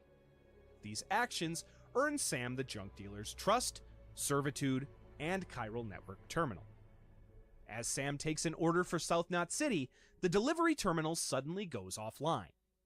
A Bridges technician then arrives, suspiciously with the brim of his hat covering his eyes. Sausage. Although he doesn't know it, this technician is actually a disguised Higgs, who gives him an order that was left off accidentally, one addressed to Fragile herself. Warning Sam that the contents are fragile, the man runs off, leaving the porter to take it to South Knot City. Fortunately, Sam is able to see through this ruse, either with... Yeah, I totally saw through it. Yeah, I totally did. I totally knew what was going on. I totally knew what was going on. Yeah, no, totally. or without Fragile's help. Sam instead throws the package into the nearby crater lake, revealing its contents were in fact explosives, which detonate safely under the tar pits. After thwarting another attempt at South Knot City's destruction, Fragile appears next to Sam to thank him for stopping Higgs' latest attempt at framing her. After finally sharing the full details of her experience with Higgs at South Knot City, she makes Sam promise her that however things end with Higgs, he'll leave him alive for her to take care of. She wants to find out for herself why he betrayed her. When Sam makes his delivery to South Knot City and brings it online, however, bad turns to weird. As Amelie thanks Sam for making it halfway through his journey, her transmission suddenly cuts out. Mama then tells Sam to be careful, as there's been a massive chiral spike in his vicinity. Sam exits the Bridges facility out into the city, only to spot a massive timefall storm approaching. He's quickly swept up in a vortex with several beached whales before he blacks out. Cliff Unger then emerges on a beach, seemingly one shared by the fallen soldiers of the First World War. Cliff, on an endless search for his BB, takes the role as commander, leading a squad of skeleton soldiers to assist in his hunt. Seeing Sam, he recognizes the BB pod, but not the adult man. Not knowing that Sam is truly his son, Cliff goes after BB-28, prompting a battle between the porter and the skeleton squad. When Sam eventually defeats Unger, the man falls, but still attempts to pull the BB pod away from Sam. As the two men are pulled close, Sam sees another vision of Cliff's attempted escape. Suddenly, he finds himself back outside the bridge's facility in South Knot City. Mama calls and explains that the moment Sam exited the facility, the storm stopped and the chiral levels instantly dropped. While Sam feels like he's been gone for hours, Mama explains that comms were only down for a second. Hoping to learn more about his experience, and considering her lab is on the way, Sam decides to pay Mama a visit in person. When Sam reaches Mama's lab, he's shocked to learn of her current condition, still tethered to the BT of her stillborn daughter by her ethereal umbilical cord. Mama shows Sam the weather data proving that the storm only lasted 1 second. However, when she pulls the data from his cuff, she finds audio recordings of the battlefield, giving them something to look into at least. After another chiral spike in the area, Mama realizes that the expanding chiral network is leading to dangerous increases of chiral levels. She notes that she had installed special limiters in the Cupids to prevent this issue, so his must be faulty. She gives him a new Cupid, but notes that the software on it must be updated, and the only person who can do that is her twin sister, Lochna, who's currently in Mountain Knot City. After Mama tells Sam the story of how she wound up in her current predicament, she takes a sample of his blood to test before sending him on his way to find her sister. Shortly after, Sam is visited by a projection of Amelie in his private room. Sam quickly notes that her Kipu is missing. Higgs has taken it, and the city is growing more and more dangerous for her to stay in. Amelie urges Sam to finish the network before she suddenly disappears. Wait, When Sam reaches Mountain Knot I'm just City, eating popcorn. he What? finds Lochna less than receptive to the idea of joining the UCA, messed believing that something up? expanding the Oops. chiral network is just asking for another Death Stranding. Oop. It's because I tapped out. There we That her go. Kipu is missing. Higgs has taken it, and the city is growing more and more dangerous for her to stay in. Amelie just want urges to eat Sam some to finish the popcorn. network before she suddenly disappears. When Sam reaches Mountain Knot City, he finds Lochna less than receptive to the idea of joining the UCA, believing that expanding the chiral network is just asking for another Death Stranding. With her refusing to even listen to I mean, she wasn't wrong. Sam, he's forced to return to Mama to see if she can talk some sense Mama. into her sister. When he returns to Mama's lab, she gives Sam a new set of cuffs imbued with his blood, which should allow him to cut the umbilical cords tying BTs to the land of the living, returning them to the world of the dead. To test this theory, she tells Sam to cut the cord tying her to her baby BT. Sam reluctantly does so, finally setting them free. As Mama says goodbye to her baby, her connection to the living world begins to fade. She asks Sam to take her to Mountain Knot City to reunite with her sister, and he agrees, strapping her to his back as cargo. However, just as Sam leaves Mama's lab, he finds Higgs waiting for him. Somehow bitch. channeling the chiral energy in his mask, he summons a massive, lion-like BT before The owner whole lion. Just call it what it is. Oh, wow. Oh, wow. Exactly. It's an owner whole lion. Look at it with the mask off. It's a fucking owner whole lion. That is what it is. How is that an owner whole? Hang on. sicking it on Sam and leaving. With no Wait for other it. choice, Sam is forced Also, hi, to Icy. run, safely escaping with his cargo to continue up the mountains. Okay, they're not showing it. When but- Sam finally arrives, Hang on. You know what? I refuse to let this slide.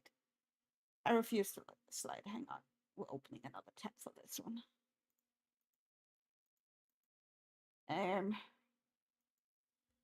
Death Stranding BT Lion.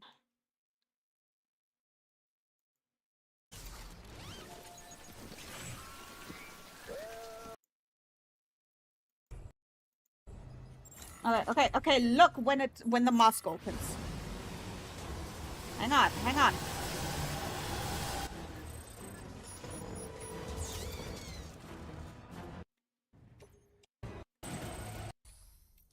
Oh my god, come on, show me. Buh. There we go. Come on, take the mask off.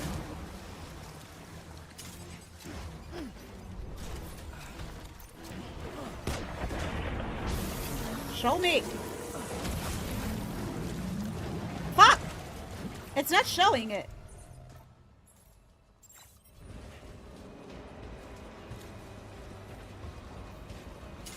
Well, the owner holes with dicks because some people like holes and dicks.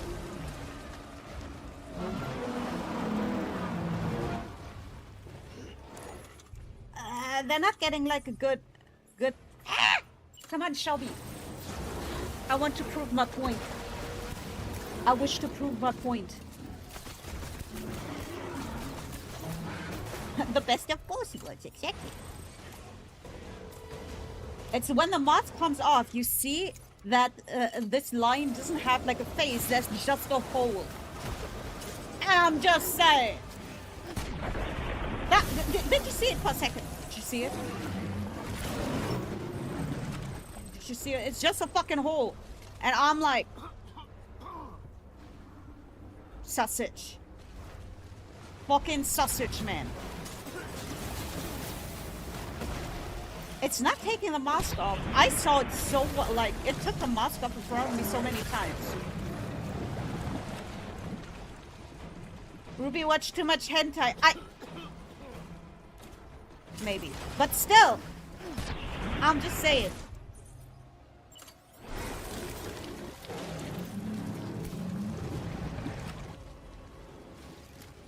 I'm just saying.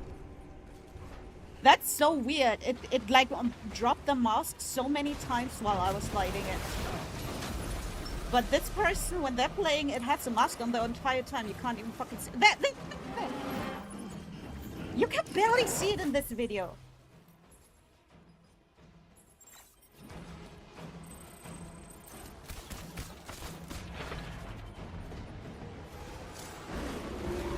Come on, show the hole. Show hole. Okay. That was not. I'm just saying. Watch the VODs, okay? I'm just saying. Watch the VODs, okay? When I was playing, you could see them quite well. I'm just saying. I saw the hole. Exactly. There was a hole. I'm just saying. Arrives at Mountain Knot City. He helps Malingan onto a stretcher, and Lochna rushes out to finally reunite with her twin sister face to face after years apart. The sisters apologize and share their love for one another, with Malingan finally revealing the loss of their baby. While she states that she wasn't able to save their daughter, Lochna still has the ability to save their entire world. Malingan then urges her sister to fix Sam's new Cupid. Telling Lochna she loves her one last time, Malingan's Ha's connection to the living world closes, and her body falls dead.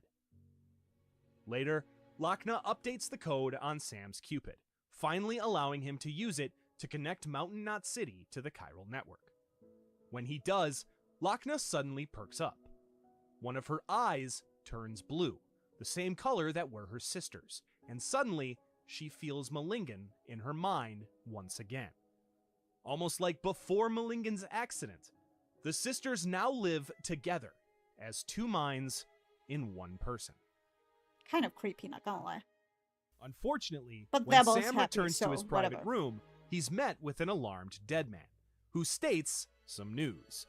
BB-28 is starting to become self-aware, growing into an actual child.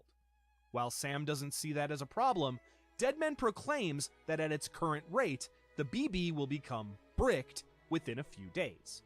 To correct this, Sam allows Deadman to take the BB-28 with him to conduct a procedure to reconnect it to the other side. However, when Deadman admits that the BB might lose its memories, Sam grabs it, asking if the baby, whom he started to call Lou, will still remember him. Deadman then snatches the BB pod, which expels some waste fluid on him, covering his suit. Deadman then helps himself to Sam's personal shower, but when Sam looks over to BB-28, the baby gives him a hintful shush motion. A confused Sam then joins Deadman in the shower, and the coroner turns it on. Still one of my favorites. This was so uncomfortable. This was so awkward and uncomfortable, but so fucking funny at the same time. With the cover of the shower's noise, Deadman quietly reveals that he needs to tell Sam something that won't be picked up via audio or... See, this is what I mean. This is why I like Deadman and Hartman, because you could tell that like they noticed that they were on the wrong side. They noticed that maybe the UCA, maybe Bridget, maybe this whole thing isn't as say-so as I thought. So they were trying to work against it while still trying to help the innocent people involved. So that's why I appreciate these two characters. Video surveillance. Also Mama and Lochner, of course. I did like them as well. By Die Hardman. Deadman then reveals that he's uncovered some troubling information about President Bridget Strand's involvement in the Bridge Baby project. Yep. Not only was it conducted in secret for years, but she had also had intentions of not only using the BBs to detect BTs, but to incorporate them directly into the chiral network to facilitate travel to the beach. Knowing Die Hardman was Bridget's right-hand man, Deadman fears that they can no longer trust him, especially considering neither of them know his true name or face. Deadman then cuts the shower off and takes BB-28 with him, sending Sam off alone to recover some lost data to hopefully learn more about their secretive director. I like how he took a shower in the fucking suit. Sam is forced to avoid them as he puts some distance between himself and Lou, as he makes more deliveries and connects more terminals, allowing their bond to weaken a bit to restore the BB's stability. Once it's back to working order, however, Deadman calls to reveal that another massive vortex storm is heading right for Mountain Knot City. Luckily, Deadman had gone out to the field for work with BB-28, escaping the storm. The pair then agree to meet at a cabin near the city so Sam can reunite with Lou. However, as soon as Sam arrives at the cabin, so does the storm. In a flash, the roof of the building is torn off, and Deadman, clutching BB-28 with all of his might, is pulled into the storm. Sam is swept up shortly after. Deadman then finds himself, luckily still holding BB-28, in another one of Cliff Unger's war-torn beaches, this one seemingly reflecting a battle on the city streets during the Second World War. Deadman scurries to find shelter as Cliff arrives with his skeleton squad to search for the baby that he's currently holding. Sam wakes up elsewhere on the beach and is able to make contact with Deadman before the pair agree to meet in the city's sewers. Sam explores the war-torn streets to make his way underground to reunite. Bro, those like the war sequences were so intense, and I think I mostly went full nonverbal during those scenes because I was so locked in and so concentrated. I feel like those scenes were the ones where I was most locked in. Because like I was sneaking around, I was like, where are they? Where are they? Where are they? Where are they? I was really, they were really intense. Kojima, yeah, they were well directed. I will say, like, they really pulled me in. This is something I really have to give this game. It made it very easy to immerse myself in. Like the immersion was like very there. Like I would say I can't remember the last time I was this immersed in a game. Maybe Subnautica. Like rarely do I get this immersed in a game. This is one of the games. This is probably, I don't know, I don't like to make a ranking, but it's definitely among my favorite games now because it was so fucking immersive, and I like very immersive games. It's truly like playing a movie, very much so, and I fucking love movies. So this is a really good video. It's actually answering a lot of questions I had. Also, first of all, hi Shaggy.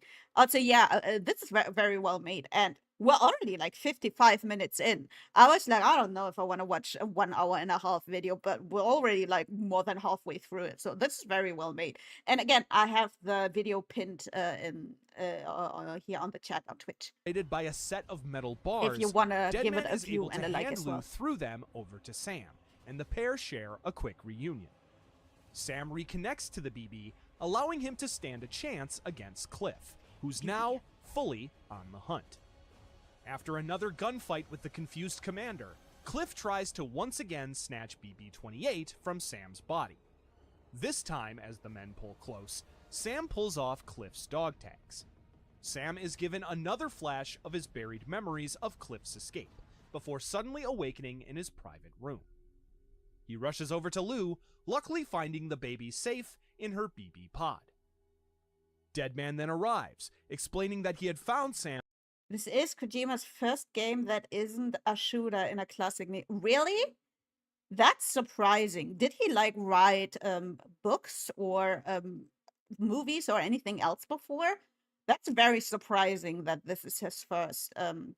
So you can see what the sequences he's most comfortable. I can tell. Like, I'm not someone who likes shooter games, but I did like these sequences. I will say, maybe because I don't like shooter games when they're like brainless shooters. You know what I mean? When it's just like pew pew pew. There was like actually story behind it. There was like some actual real history behind it and whatnot. Like there was meaning behind it. There was some actual tension behind it. So this was very well made. As someone who doesn't even like shooters, this was very fucking well made. And passed out and I had him really brought like there. those sequences. Deadman then reveals that he's figured out why Sam keeps calling the bridge baby Lou, as he's learned of Sam's history during his research. Sam notices the dog tags he was able to bring back, and Deadman explains that they belong It's to so Clifford's funny uncle. to me to see the Monster energy drinks. I'm sorry, this is so weird. Before DS, he only made Metal Gear. That's crazy. Which is a stealth shooter. That's crazy. So either he's just fucking very talented for it and just tapped into that much later in his life, or this is a story he's carried with him for a while and decided to finally make something out of it. Like, I would say those are the two options. Otherwise, I couldn't fucking explain this. There's so much story in the MGS games too. I'm gonna have to look into them. Although I feel like that would be a lot more difficult to get into because there's so many of them and they are even older than because I looked into it. Death Stranding was only made in 2019, so it's not that fucking old. It ain't Unger, that fucking who old. he So learned- I felt like this was a lot easier to get into, but yeah. And they are old gold. I'm sure they are. I'm He sure was they a are. former US I will Army try to Special get into Forces them officer. eventually. Unfortunately, Like I said, I have a that's list all of the games. information Deadman was able to Here's dig up one on. error. Yeah, that's what I Deadman mean. then leaves to let Sam continue his mission westward, with his next stop being Hartman's lab. Curiously, Hartman noticed that Mama's body has shown no signs of necrotizing since she died. Hoping to study her corpse to understand more about the process, Hartman has Sam bring her body from Mountain Knot City to his lab. Lochner hands over Mama's corpse, and Sam takes it to Hartman's lab. Once Sam arrives and gets the lab's chiral network connection established, he I would enters say Hartman's from lab. building structures, Hartman's lab was my favorite. With like the fire and everything, it actually looked like a cross between a cozy mountain cottage, but also in a very modern way. I really like the design of this building. Lab to find the man during one of his 3-minute trips to the beach. After Hartman is resuscitated, he introduces himself to Sam and explains his unique condition and motivations. Hartman then looks at Mama's body, noticing that, despite being dead for days, it shows no signs of decomposition. Unbeknownst to Sam, he was also sent with a preserved piece of an umbilical cord, presumed to be Mama's. After waiting out another one of Hartman's flatline beach searches, Sam Also, fun fact: Kojima hated the fact that people enjoyed gameplay of the. I read that the other day. That he is upset that Death Stranding 2 is so well received. So fucking funny to me. But knowing his writing style and everything, it doesn't fucking surprise me. Like, I don't know anything about the man himself. Like, literally. Like, this game, having played this full game, it's the only, like, the only picture I have of him. But he would be, like, someone who likes to make things this outlandish and weird would be upset about his game being well perceived.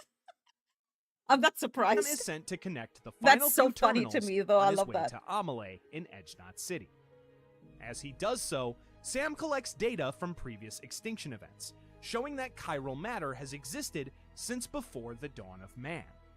Hartman notes that each of the 5 previous extinctions were accompanied by the appearance of a beach, and thus each had their own death stranding. Sam returns to Hartman's lab, where the man fakes a cardiac arrest so he can secretly talk to Sam without Bridges knowing. He delivers a message from Deadman, revealing that the umbilical cord Sam delivered to Hartman wasn't Mama's. It was Bridget's. Hartman then shows Sam fossil records of the previous 5 extinction entities, noting that each one had an umbilical cord of their own. This leads them to the realization that Bridget Strand could have been an EE herself, and Sam remembers Higgs stating that Amelie was one. Not knowing the true nature between Bridget and Amelie's connection, they wonder if the president could have passed on her status as an extinction entity to her daughter. Either way, Goodbye, Sam has to Pigeon. get Thanks to for stopping by. and fast. He's able to repair a chiral relay before using the BT's own power to pull buildings up from the tar against them. Angering a group of them, they inadvertently create a path for Sam to traverse across Higgs' tar belt towards Edge-Knot City. As he reaches his destination, he sees Amelie walking atop the tar. As Sam tries to reach her, however, he's dragged into the depths of the pit, quickly finding himself upon the beach.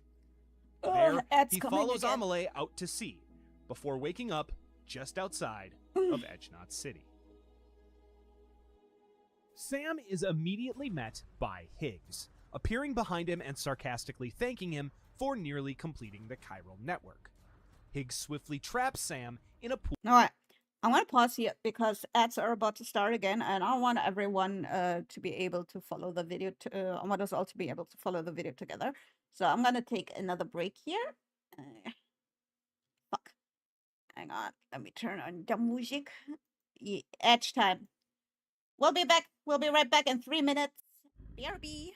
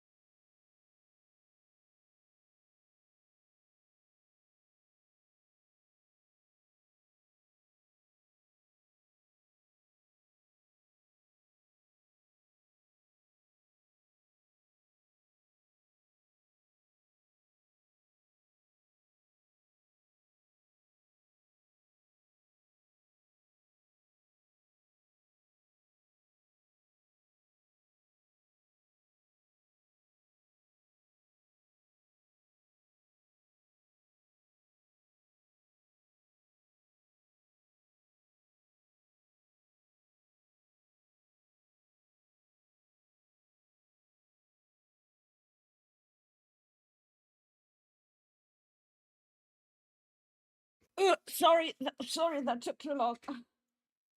No, this one. I broke a bowl, so I had to fucking clean that up and remove the shards and everything. Okay. Let me rewind it just a little bit. Dragged into the Bro, yeah, all good. I cleaned it up, but that's why it took so long. I was like, fuck. depths of the pit, All right, quickly okay. finding himself Let's get cozy again. upon the beach. There, he follows Amelie out to sea Thank you. before waking up just outside of Edgenot City. Nut. Sam is immediately met by Higgs, appearing behind him and sarcastically thanking him My for favorite boss nearly fight. completing the chiral network. Higgs swiftly traps Sam in a pool of tar before finally taking off his mask to taunt his rival face to face. Higgs Jesus then Christ, shows she's- Sam that he has Amelie's Kipu, challenging him to a race to find her, with the winner getting to usher in the end of days. Sam then gets the penultimate remaining terminal online, retreating to his private room where he's visited by Amelie once again. Amelie. She tells him not to worry, as she's somewhere Higgs can't find her, on the beach. She urges him to get the final terminal online, promising to meet him back in his room afterward. Before she leaves, however, she finally admits to Sam that Higgs was telling the truth. She is an EE. She promises that she doesn't want to end Amelie. humanity, but instead to make everyone in the world whole. Uh-huh. She then tells Sam to promise her that he'll stop her before she vanishes to await him on the beach. Sam finally connects Edgenot City to the chiral network, completing Bullshit. its coast-to-coast coverage and finishing Bridges' mission to reconnect the country as the United Cities Hi, Conker. of America. Sam then returns to his room to await his meeting with Amelie. When he falls asleep, he awakens on the beach, hearing Amelie's distorted voice. He turns to see a masked Higgs, who then points towards the waters, where a massive, kaiju-sized Amelie is Big walking lady. towards them. Higgs then takes off his mask, revealing Amelie's face underneath, who tells Sam that she is the extinction entity. When Sam awakens from this strange Monka. dream, he leaves his room to go find Amelie, but as soon as he exits, he immediately realizes the truth of the premonition the night before. Walking towards him through the city is a colossal, human-like BT. Higgs then appears behind Sam to point out that embedded in its massive heart is a captive Amelie. He then has Sam meet his Ender as he transports Amelie before him. Higgs places his mask on Amelie, and she tells Sam that now that the great work of completing the network is done, she'll merge all of mankind's beaches into a single shore to create the largest extinction event of them all. While Sam doesn't know whether this is simply a trick by Higgs, Amelie nonetheless states that this is her reason for being, calling it the last stranding aloud. With the truth revealed, Higgs removes his mask from Amelie, wishing Sam a happy doomsday before leaving him to fight the massive BT. After a grueling battle with the massive being, That was Sam is horrible. able to defy the odds and finally bring it down, leaving nothing but a mass of Corellium in its wake. Higgs appears once again, holding Amelie, who's wearing his mask. Higgs shoots at Lou's pod, causing Sam to turn and take the brunt of the gunfire. Higgs then vanishes off to the And beach, gives her a butt smack. beckoning Sam to meet him there for the grand finale.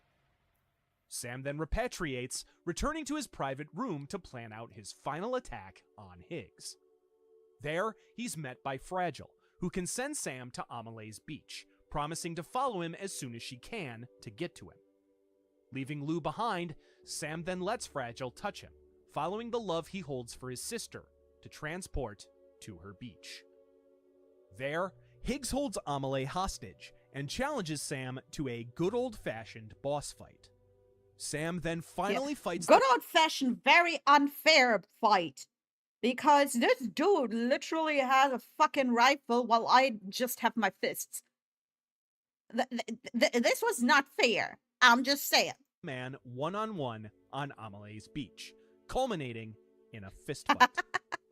When Sam eventually defeats Higgs, Fragile finally arrives. Sam rescues Amelie, who takes off Higgs's mask, removing the powers that she once gave him.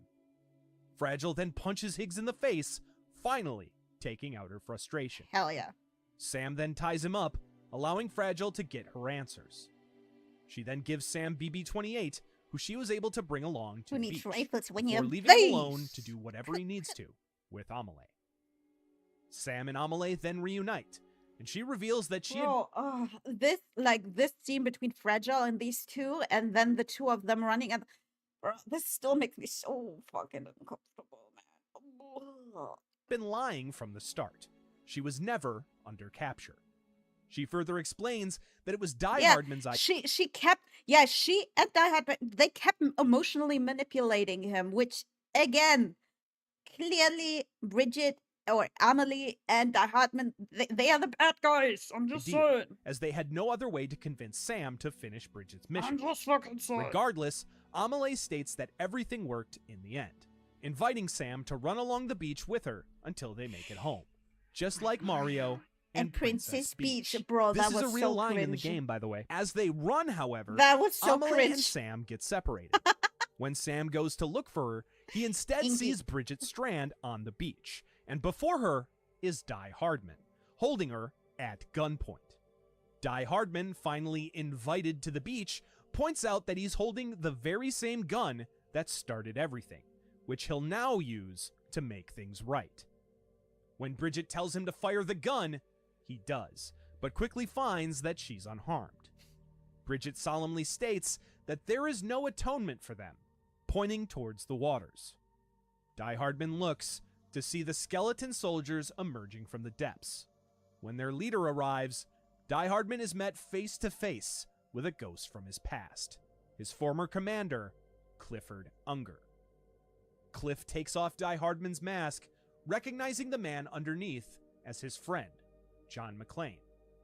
John apologizes for his part in what happened to Cliff, but Unger immediately turns his attention to Bridget instead, demanding that she hand over his BB. She simply tells him that he's been looking in the wrong place, pointing towards Sam in the distance, currently holding BB-28. As Cliff and his men advance towards Sam, Amelie appears before him once again, suddenly pushing him off of a nearby cliff into the surrounding water. Sam is then forced to repatriate before awakening back in his private room. There, he's met by Deadman, who explains that Amelie brought him back before leaving a message. I'm going to finish what Bridget started, before she completely vanished. With Amelie, Cliff, and Die Hardman all likely still on that beach, Sam decides that he must return immediately. Deadman convinces him to give Lou a break, however, and the remaining Bridges team, along with Fragile, convince Sam to return east to their headquarters to regroup.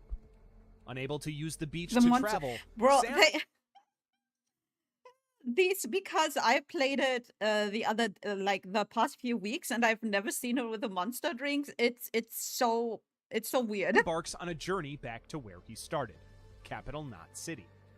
On his way, Deadman and Hartman uncover the dangers of the last stranding. However, they believe a vengeful Cliff is behind it, still not knowing Amelie's true intentions. As Sam approaches Lake Knot City, he notices another massive chiral storm approaching, and he is once again swept up in its vortex. And this time we go to Vietnam. Sam then finds himself on one more warlike beach, this one resembling the Vietnam War. This initiates one final battle with Cliff and his skeletons through the jungle. After defeating him one last time, Sam approaches a collapsed Cliff, who looks at the BB and finally realizes what Bridget meant. He then stands and hugs his son before vanishing. Sam then has a vision of Cliff and John McClane talking in Lisa's room, before he wakes up in his own private room in Port Knot City. There, Deadman appears and plays a pre-recorded message from Die Hardman, left in case he didn't return. In it, John reveals that Amelie invited him to the beach personally, using a doll as a guide. While he suspects it's a trap, he decides to go anyway. He then reflects on how everyone's been following Amelie's plan without question, even though no one's ever even seen her in person. I still don't get how the dolls can work like BBs. And if the dolls can work like BBs, why are we still using fucking why are we still using actual babies? Why am we all just using dolls? Not even Die Hardman himself. E He then voodoo reveals stuff? that when the UCA archives were Well, same question. If fucking Amelie or Bridget, if she has the power to give the power of a BB to the fucking doll, why the fuck is she playing around with actual babies? Gross. It's more fun to make babies suffer than use dolls. Yeah, apparently so. restored, he learned the truth. Bridget had uterine cancer in her 20s and was infertile, which means Amelie can't be her daughter. The dolls He connect to questions her who beach. Amelie really is. Then why did Cliff have them? If they were bruh, my brain. And also why okay, Hicks had them because And whether the the dolls give power like Hicks to not real power to connect. Still, it's a better. I feel like it's a better option than using actual fucking poor innocent fucking babies. I don't know, man. extinction If she has the power to do that, then the theory is even real. Still, if there's even a chance she's responsible for the Death Stranding, he feels that it's his duty to stop her. Knowing that he may not return, Die Hardman loads his gun with hematic rounds made from Sam's blood, hoping their connection will allow They him are to weaker use it than on the BBs. beach. Okay, maybe, but also there is no fucking moral fucking conflict there where like the story. He then closes his message by admitting that he has no powers. No dooms, no repatriation. He's just a man who's always run from death. That is, until now. At this point, all signs begin to point towards Amelie being behind everything. Oh. And as the chiral network begins to break down, things get even more dire. Fragile then arrives to confirm the worst. She finally got Higgs to talk, and he revealed everything about Amelie's plan for the Last Stranding, including her being the source BBs are used of for his another Doom's thing. powers. While Sam initially denies it, Fine, Fragile fair explains enough. that, like Die Hardman, I still don't like the BBs. I still don't like the idea of the BBs, and I don't understand how anyone sees that kind of experiments or whatever and doesn't realize that this bitch is the fucking evil guy. I don't I can't. Higgs carried a doll, and both were a connection to Amelie and her beach. Deadman backs her up, noting that Cliff carried dolls too. All three men were drawn to Amelie's beach to be used by the extinction entity.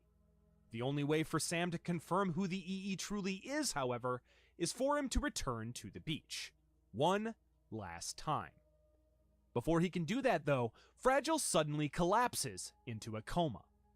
Deadman calls on Sam to retrieve a supply of cryptobiotes from Port Knot City. These bug-like organisms started appearing after the Death Stranding, and ingesting them helps the consumer restore their blood levels.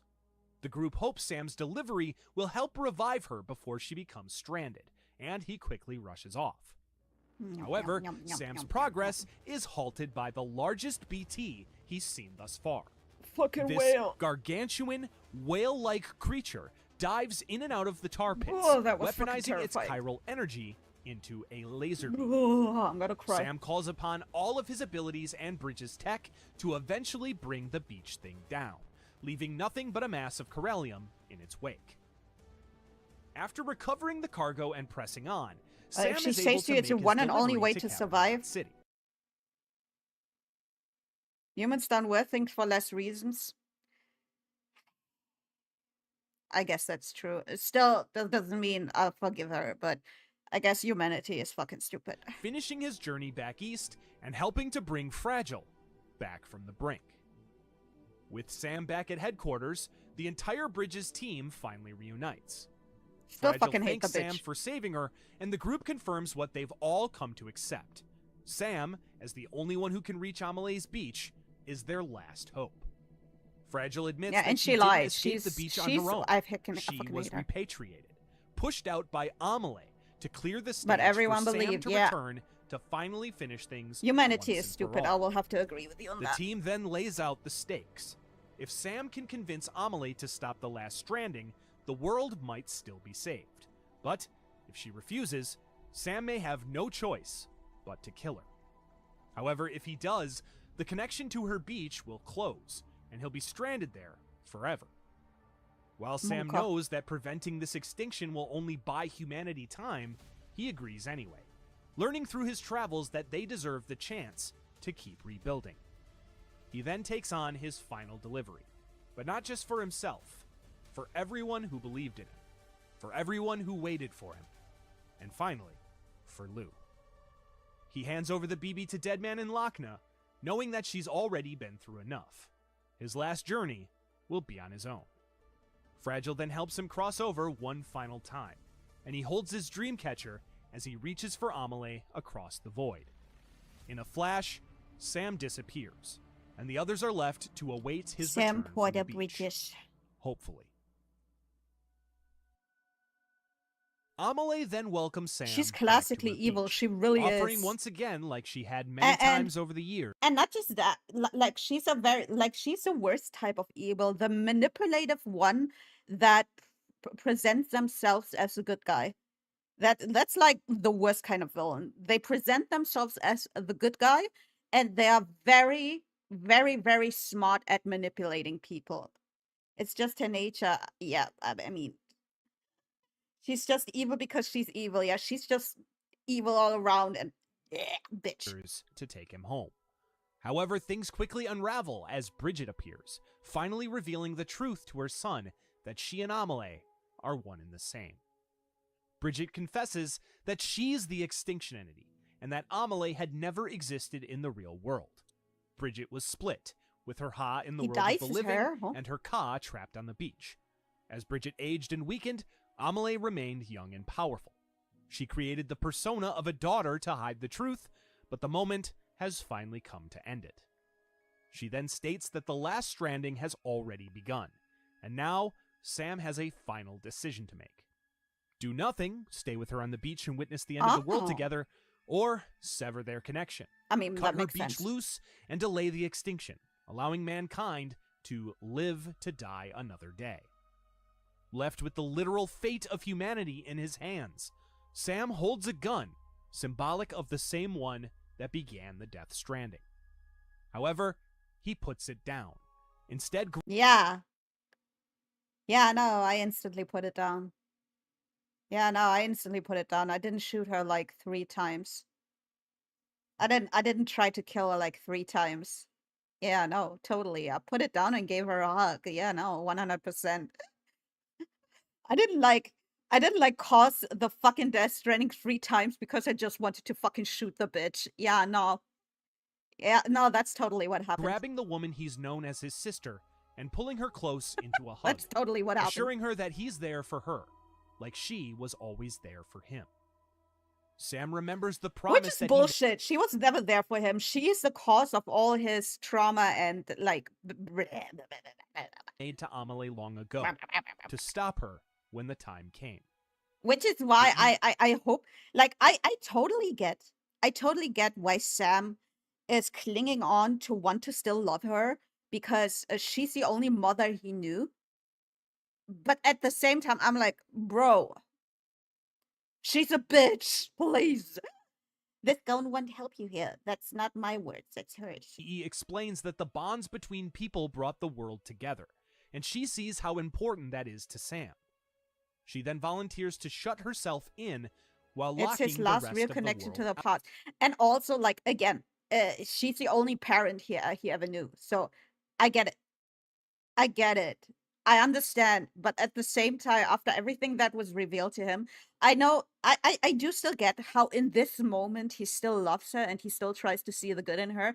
But I hope that, at least in Death Stranding 2, I hope that he's come to realize that she's the real villain here.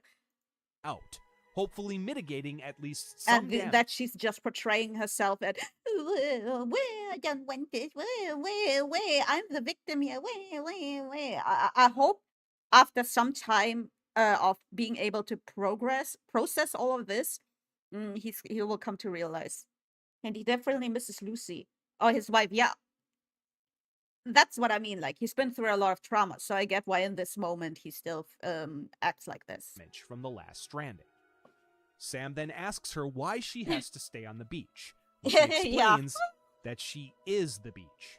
She must stay there and ensure the extinction happens, even if Sam's actions prevent it for hundreds of thousands of years. She decides to pay the price for life's chance to continue to evolve and survive, promising that even though they won't be together, she'll always be connected to Sam. She then pushes him into the waters, and he soon washes up on the shores. I just nothing did, but but okay. a doll, his photograph of himself, Bridget, and the pregnant Lucy, and Die Hardman's gun. Sam is then forced to wander the beach aimlessly, seemingly alone, until he's visited by Cue the EE credits. once again, Oh, explaining never her mind, it's entire not over. history and why she shared her dreams of the extinction with Sam. Trapped on the endless beach, Sam takes the gun and places it to his own head. Hoping to finally bring his journey to an end, he Persona! closes his eyes and pulls the trigger, Credits. only Just to kidding. hear a click, and another, until he finally gives up and falls to his knees. He then hears the EE tell him that she was the one who brought him Persona! and Cliff back together, to show him that he was never abandoned and he was never alone. The voice then urges him to live, before softly singing, "London Bridge is falling down." Sam then begins to hear other voices, his friends from Bridges, The calling voices! out from the other side. He sees BT-like footsteps in the sand and follows them to find Amelie, who points to the sky, urging Sam not to give up while telling him that he's still connected. I like how many Sam then pointing looks memes up there to are see in the this one. 5 floating figures once again, the one in the center seemingly holding a baby.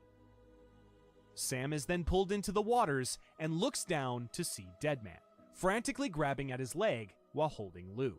This looks so Sam is stupid. then able to repatriate, returning to the world of the living once again, thanks to his friends pulling him back from the other side. Friends with the power of Sometime enemy and later, friendship. Die Hardman delivers an emotional Point, address yup. to declare the birth of a new nation, Fuck the you. United Cities of America. America! As a former soldier who once swore to protect the Do Constitution, you think he now pledges himself to the Do you think Deadman was staring at his PP 100%? people. He urges the UCA to tear down walls and remove masks, finally taking off his own to reveal his true face to the public. Die Just a Hardman dude. then honors the sacrifices of Bridget and Amelie, stating that though they're gone, their memories live on through the chiral network. and True, in all if of Sam their doesn't take hearts. kindly to you He staring at his acknowledges PP. that America was rebuilt not by one individual, but by all of their collective strength. Still, he quietly pays tribute to the unsung hero who made everything possible. Someone whose name doesn't need to be said because everyone already knows it. As the speech ends, Deadman finds Sam preparing to leave. I related to Sam so much in that moment when even though he wasn't exactly saying his name, but like he was like still not doing it like you know what I mean. He was not doing it very obviously, but he was still drawing full like a lot of attention to him. And Sam is just like, yeah, no, I'm out now. I'm out now. I'm good. Bye. Relatable. Resigned now that Amelie is gone. If someone gave a tries to fucking lighten the speech mood about by me, I would react explaining the how same they way. I brought would be, Sam okay, great speech. Now it's about me. Now I'm out. He did everything and didn't even get a formal thanking. I don't think he wanted a formal thanking. That is why he walked out while he didn't, while he kind of sort of got the thank you. I totally get him on that. from the dead, mentioning their first failed attempt to use Amelie's doll. Instead, they used Bridget's umbilical cord, the most direct connection to Amelie's beach, but even that didn't work at first. For a month, they searched fruitlessly until Die Hardman remembered the revolver. Tracing it led them to a distant edge of Sam's beach, where Mama was first able to see him. Lochner relayed the news, and Hartman confirmed it during a near-death experience trip to the beach. To rescue him, Teamwork. Fragile planned to sling Deadman and Lou across the beach, using umbilical cords crafted from Bridget's DNA as a tether. Ironically, the gun that started everything ended up saving Sam. Amelie had told him that it had Full another circle. purpose. It wasn't a weapon, but a lifeline. A stick that became a rope. Stick. Deadman then pulls Sam close to reveal one final secret. Cliff's wife, who they still believe is BB's mother, was named Lisa Bridges. Cliff himself was killed by a man named John, a former Special Forces operative turned presidential aide, who later returned under a new identity as Die Hardman. Records of this were buried in the chiral archives, with only Sam granted access. Deadman doesn't trust John, but he's willing to work with him for the sake of the UCA. On Sam's way out, Die Hardman privately confesses everything. He admits that he killed Clifford Unger, not for the country, but out of love for Bridget. John notes that Cliff had saved his life many times, explaining where his nickname came from. And when Cliff returned as a ghost, Die Hardman knew he had come for revenge. However, Cliff saw the man he once knew trying to do right, and chose to forgive him instead. Die Hardman then breaks down, overcome with guilt, but clings to the hope that Cliff brought him back for a reason, to finish what they started. Sam rejects the idea of an immortal president, reminding John that the fear of death is what gives life its value. Sam states that if America is to be rebuilt, the old habits truly have to die hard, and that includes the people that cling to them. Sam prepares to leave, but Deadman meets him with grim news. The order to decommission a now unresponsive Lou has come through. The BB was never technically alive, and now that the nation is restored, they can't risk it necrotizing. Sam is then given the choice to perform the incineration himself. Your habits have to die. Before he Also, goes, his name is John McClane, which is yet another reference to another media, and he's called Die Hardman. It's funny. There's so many fucking little references. And again, I'm sure I missed like 70 or 80% of them, but it's really funny how, if you really pay attention to it, there are a lot of little metaphors. Deadman disables Sam's cufflinks. Not metaphors, references. Sam removes them. That's the He'll right be word. completely off the grid and untraceable by the UCA. However, Deadman warns him that once he uses the incinerator, the system will reconnect him. Outside, Sam runs into Fragile, who tells him that she's just launched the UCA's first officially approved private delivery company. She admits that she wasn't able to kill Higgs, instead exiling him to an eternal solitude on the beach. When she asks Sam to join her new company, he declines, still feeling like the very same man she met in the cave before he reconnected America. Fragile then grabs him and reminds him how far he's come. Sam doesn't flinch, his phobia now gone. Fragile insists that he's learned to connect, to touch, to feel. However, he insists that everything he touches, he loses. Sam then walks away with Lou's pod to make one last delivery. Once he's made it to the incinerator, Sam quietly prepares to say goodbye. After thanking Lou, he plugs into her pod again. This time, Sam is flooded with the memories of John and Cliff planning the escape, as well as the day of its failed attempt. Sam then takes off his cuff, removing him from the grid. As Lou's pod... Yeah, that's something I haven't gotten an answer to still to this day. Why is it never nighttime? Why is it always daytime? It's never nighttime. I still haven't gotten an answer to that. Even Job from TGA and SGF has a cameo. Yeah, there's so many. Like I said, like I probably won't get like most of them, but just the few that I did get are fun little treats. lowers into the... Because Sam sleeps through the night. That also doesn't make any sense because that means all those times we were running around, those were just one day. Like sometimes we like for example, in the end, I would travel from the West Coast to the East Coast within one day because it was easier then. Like I don't think we took a break in between, a sleeping break. You can definitely do that without a sleeping break. So that would mean you travel through the whole of America in one day. It doesn't really make sense with the time. I don't know. They didn't add it because PSV would not. Oh, you know what? That makes more sense from a technical side. If it's from a technical side, that makes more sense. Yeah. So it was mostly because of technical size and doesn't really have anything to do with the story. When you get to the other side of Ground Zero, you arrive at night. Huh. Incinerator, he quickly grabs it. But it's not like a big thing. I thought it was a big thing that would be revealed later on that it's actually never nighttime. So it was okay. You know Plugging what? in That makes sense to one me. final time. At this point, Sam sees the full truth of the events of the day Cliff died.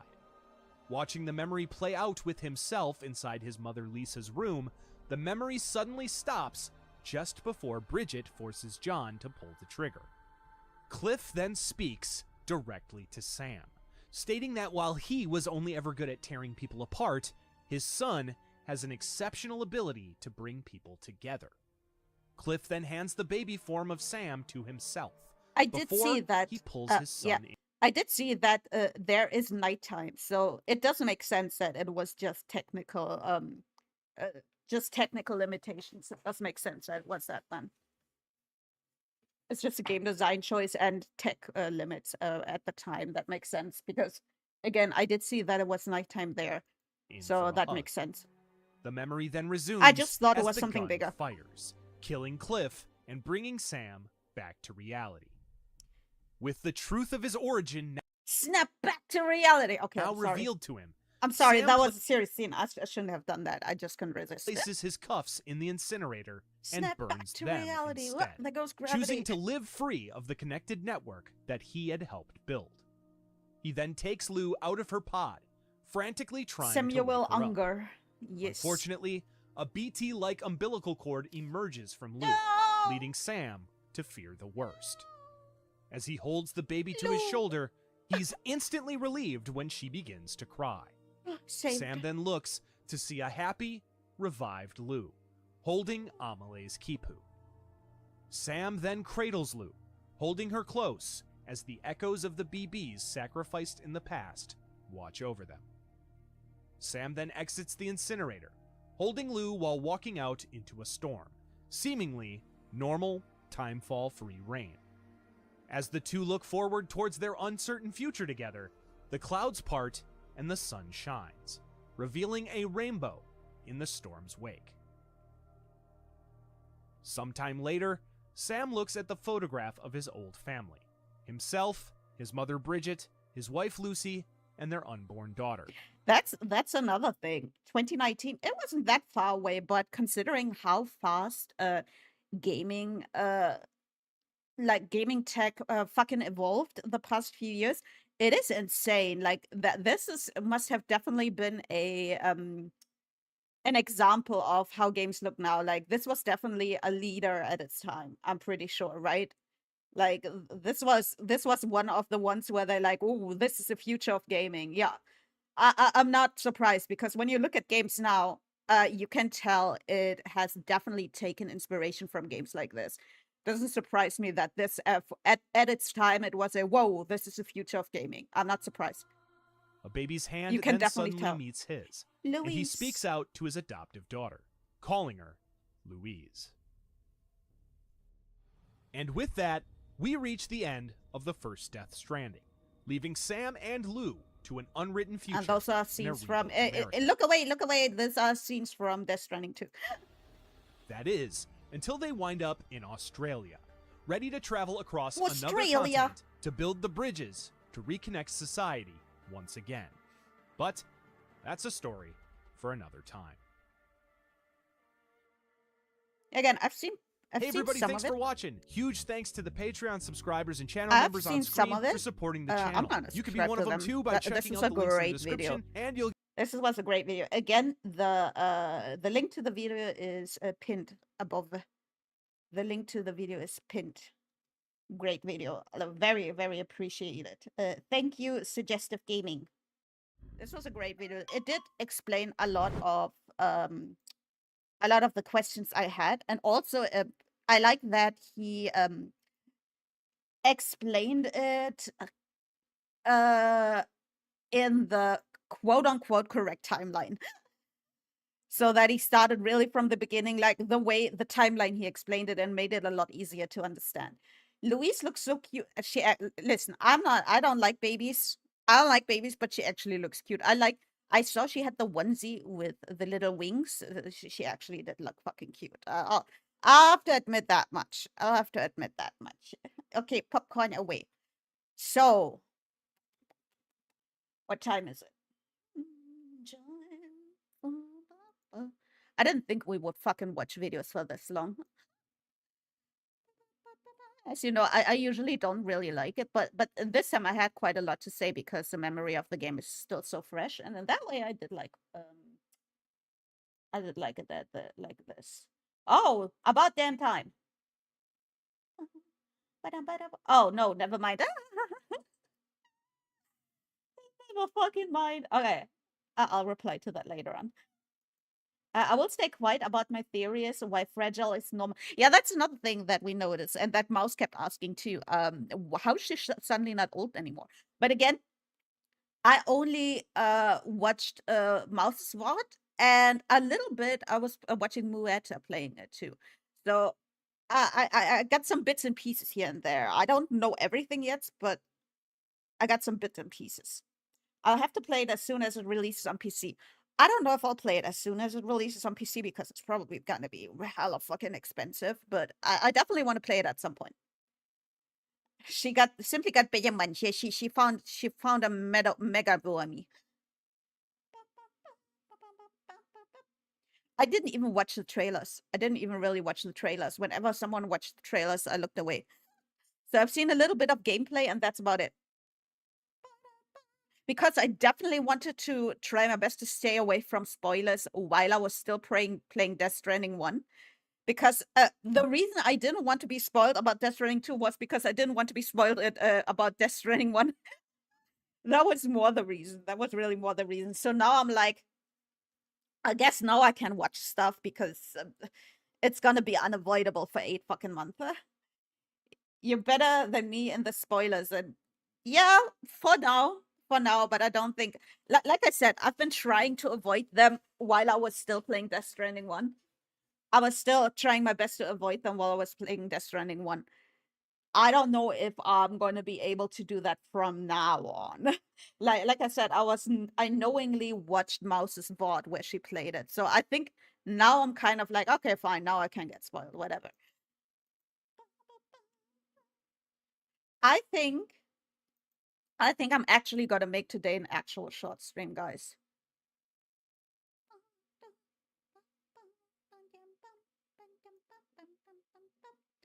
I know we've only been, it's been a while since I had a stream where we didn't actually play a game and just sat down and watched some videos. 4 hours, yeah, short stream today.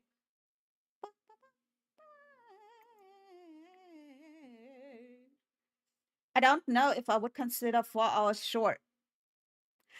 It's my minimum. It's always my bare minimum. 4 hours is like always what I try to at least get to. So for me, it is a short stream. Compensate for the last stream. Yeah, and also to be fair, last stream was 15 hours. So last stream was 15 hours. So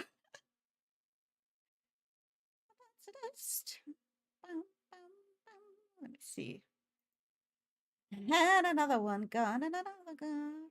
You almost, I think it was 15 because when I uploaded the VODs, one was 12 hours and one was 3 hours. So 15 hours is crazy. It wasn't the first time I streamed that long. I've had a 16-hour stream before, and I think even 10 hours before. Sometimes I will have a long stream. It's not the rule. It's every now and then. Every now and then I will have a long stream. Every now and then, once in a blue moon, it happens.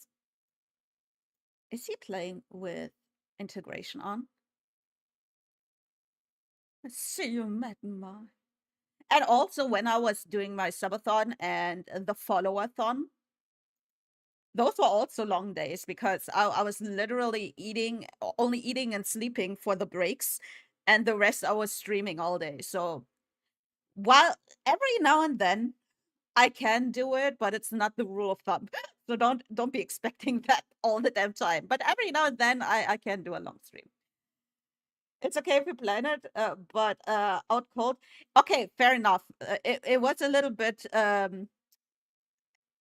different because that one wasn't expected. I just it was honestly it was game was fucking trolling me the entire time. I was like, surely it will end soon. Surely it will end now. Surely it will end now. Like honestly, I expected it would be like a 9-hour stream. I thought it will probably a 9-hour stream. I did not expect it to become a 15-hour stream. I did not realize I was that far away from the end. If I had known, I would probably have stopped sooner. Oh, he's not playing with integration. I kind of do want to raid him, but at the same time, I don't know who to raid. God, with a flat. Well, how about that? We're of the night. It will all seem alright. It has like 7 hours, bro. The end was crazy. Also, it kept baiting. Oh yeah, it's over. JK, it's not. Haha. Now it's over for real, for real. Haha. JK, it's not. Blah. It was, but you know what? I don't regret it because it was especially fun. Because at the end, I was like actually really fucking tired, and I was like, when it's finally over, and it was actually really funny that I kept thinking like, surely it's over soon, surely.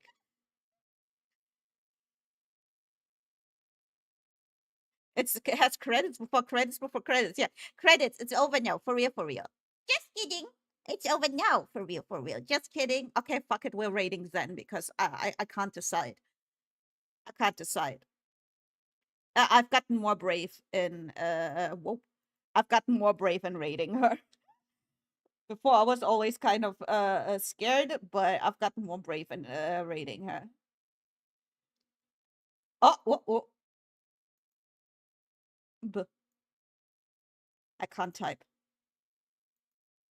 I can't fucking type. Wait. There we go.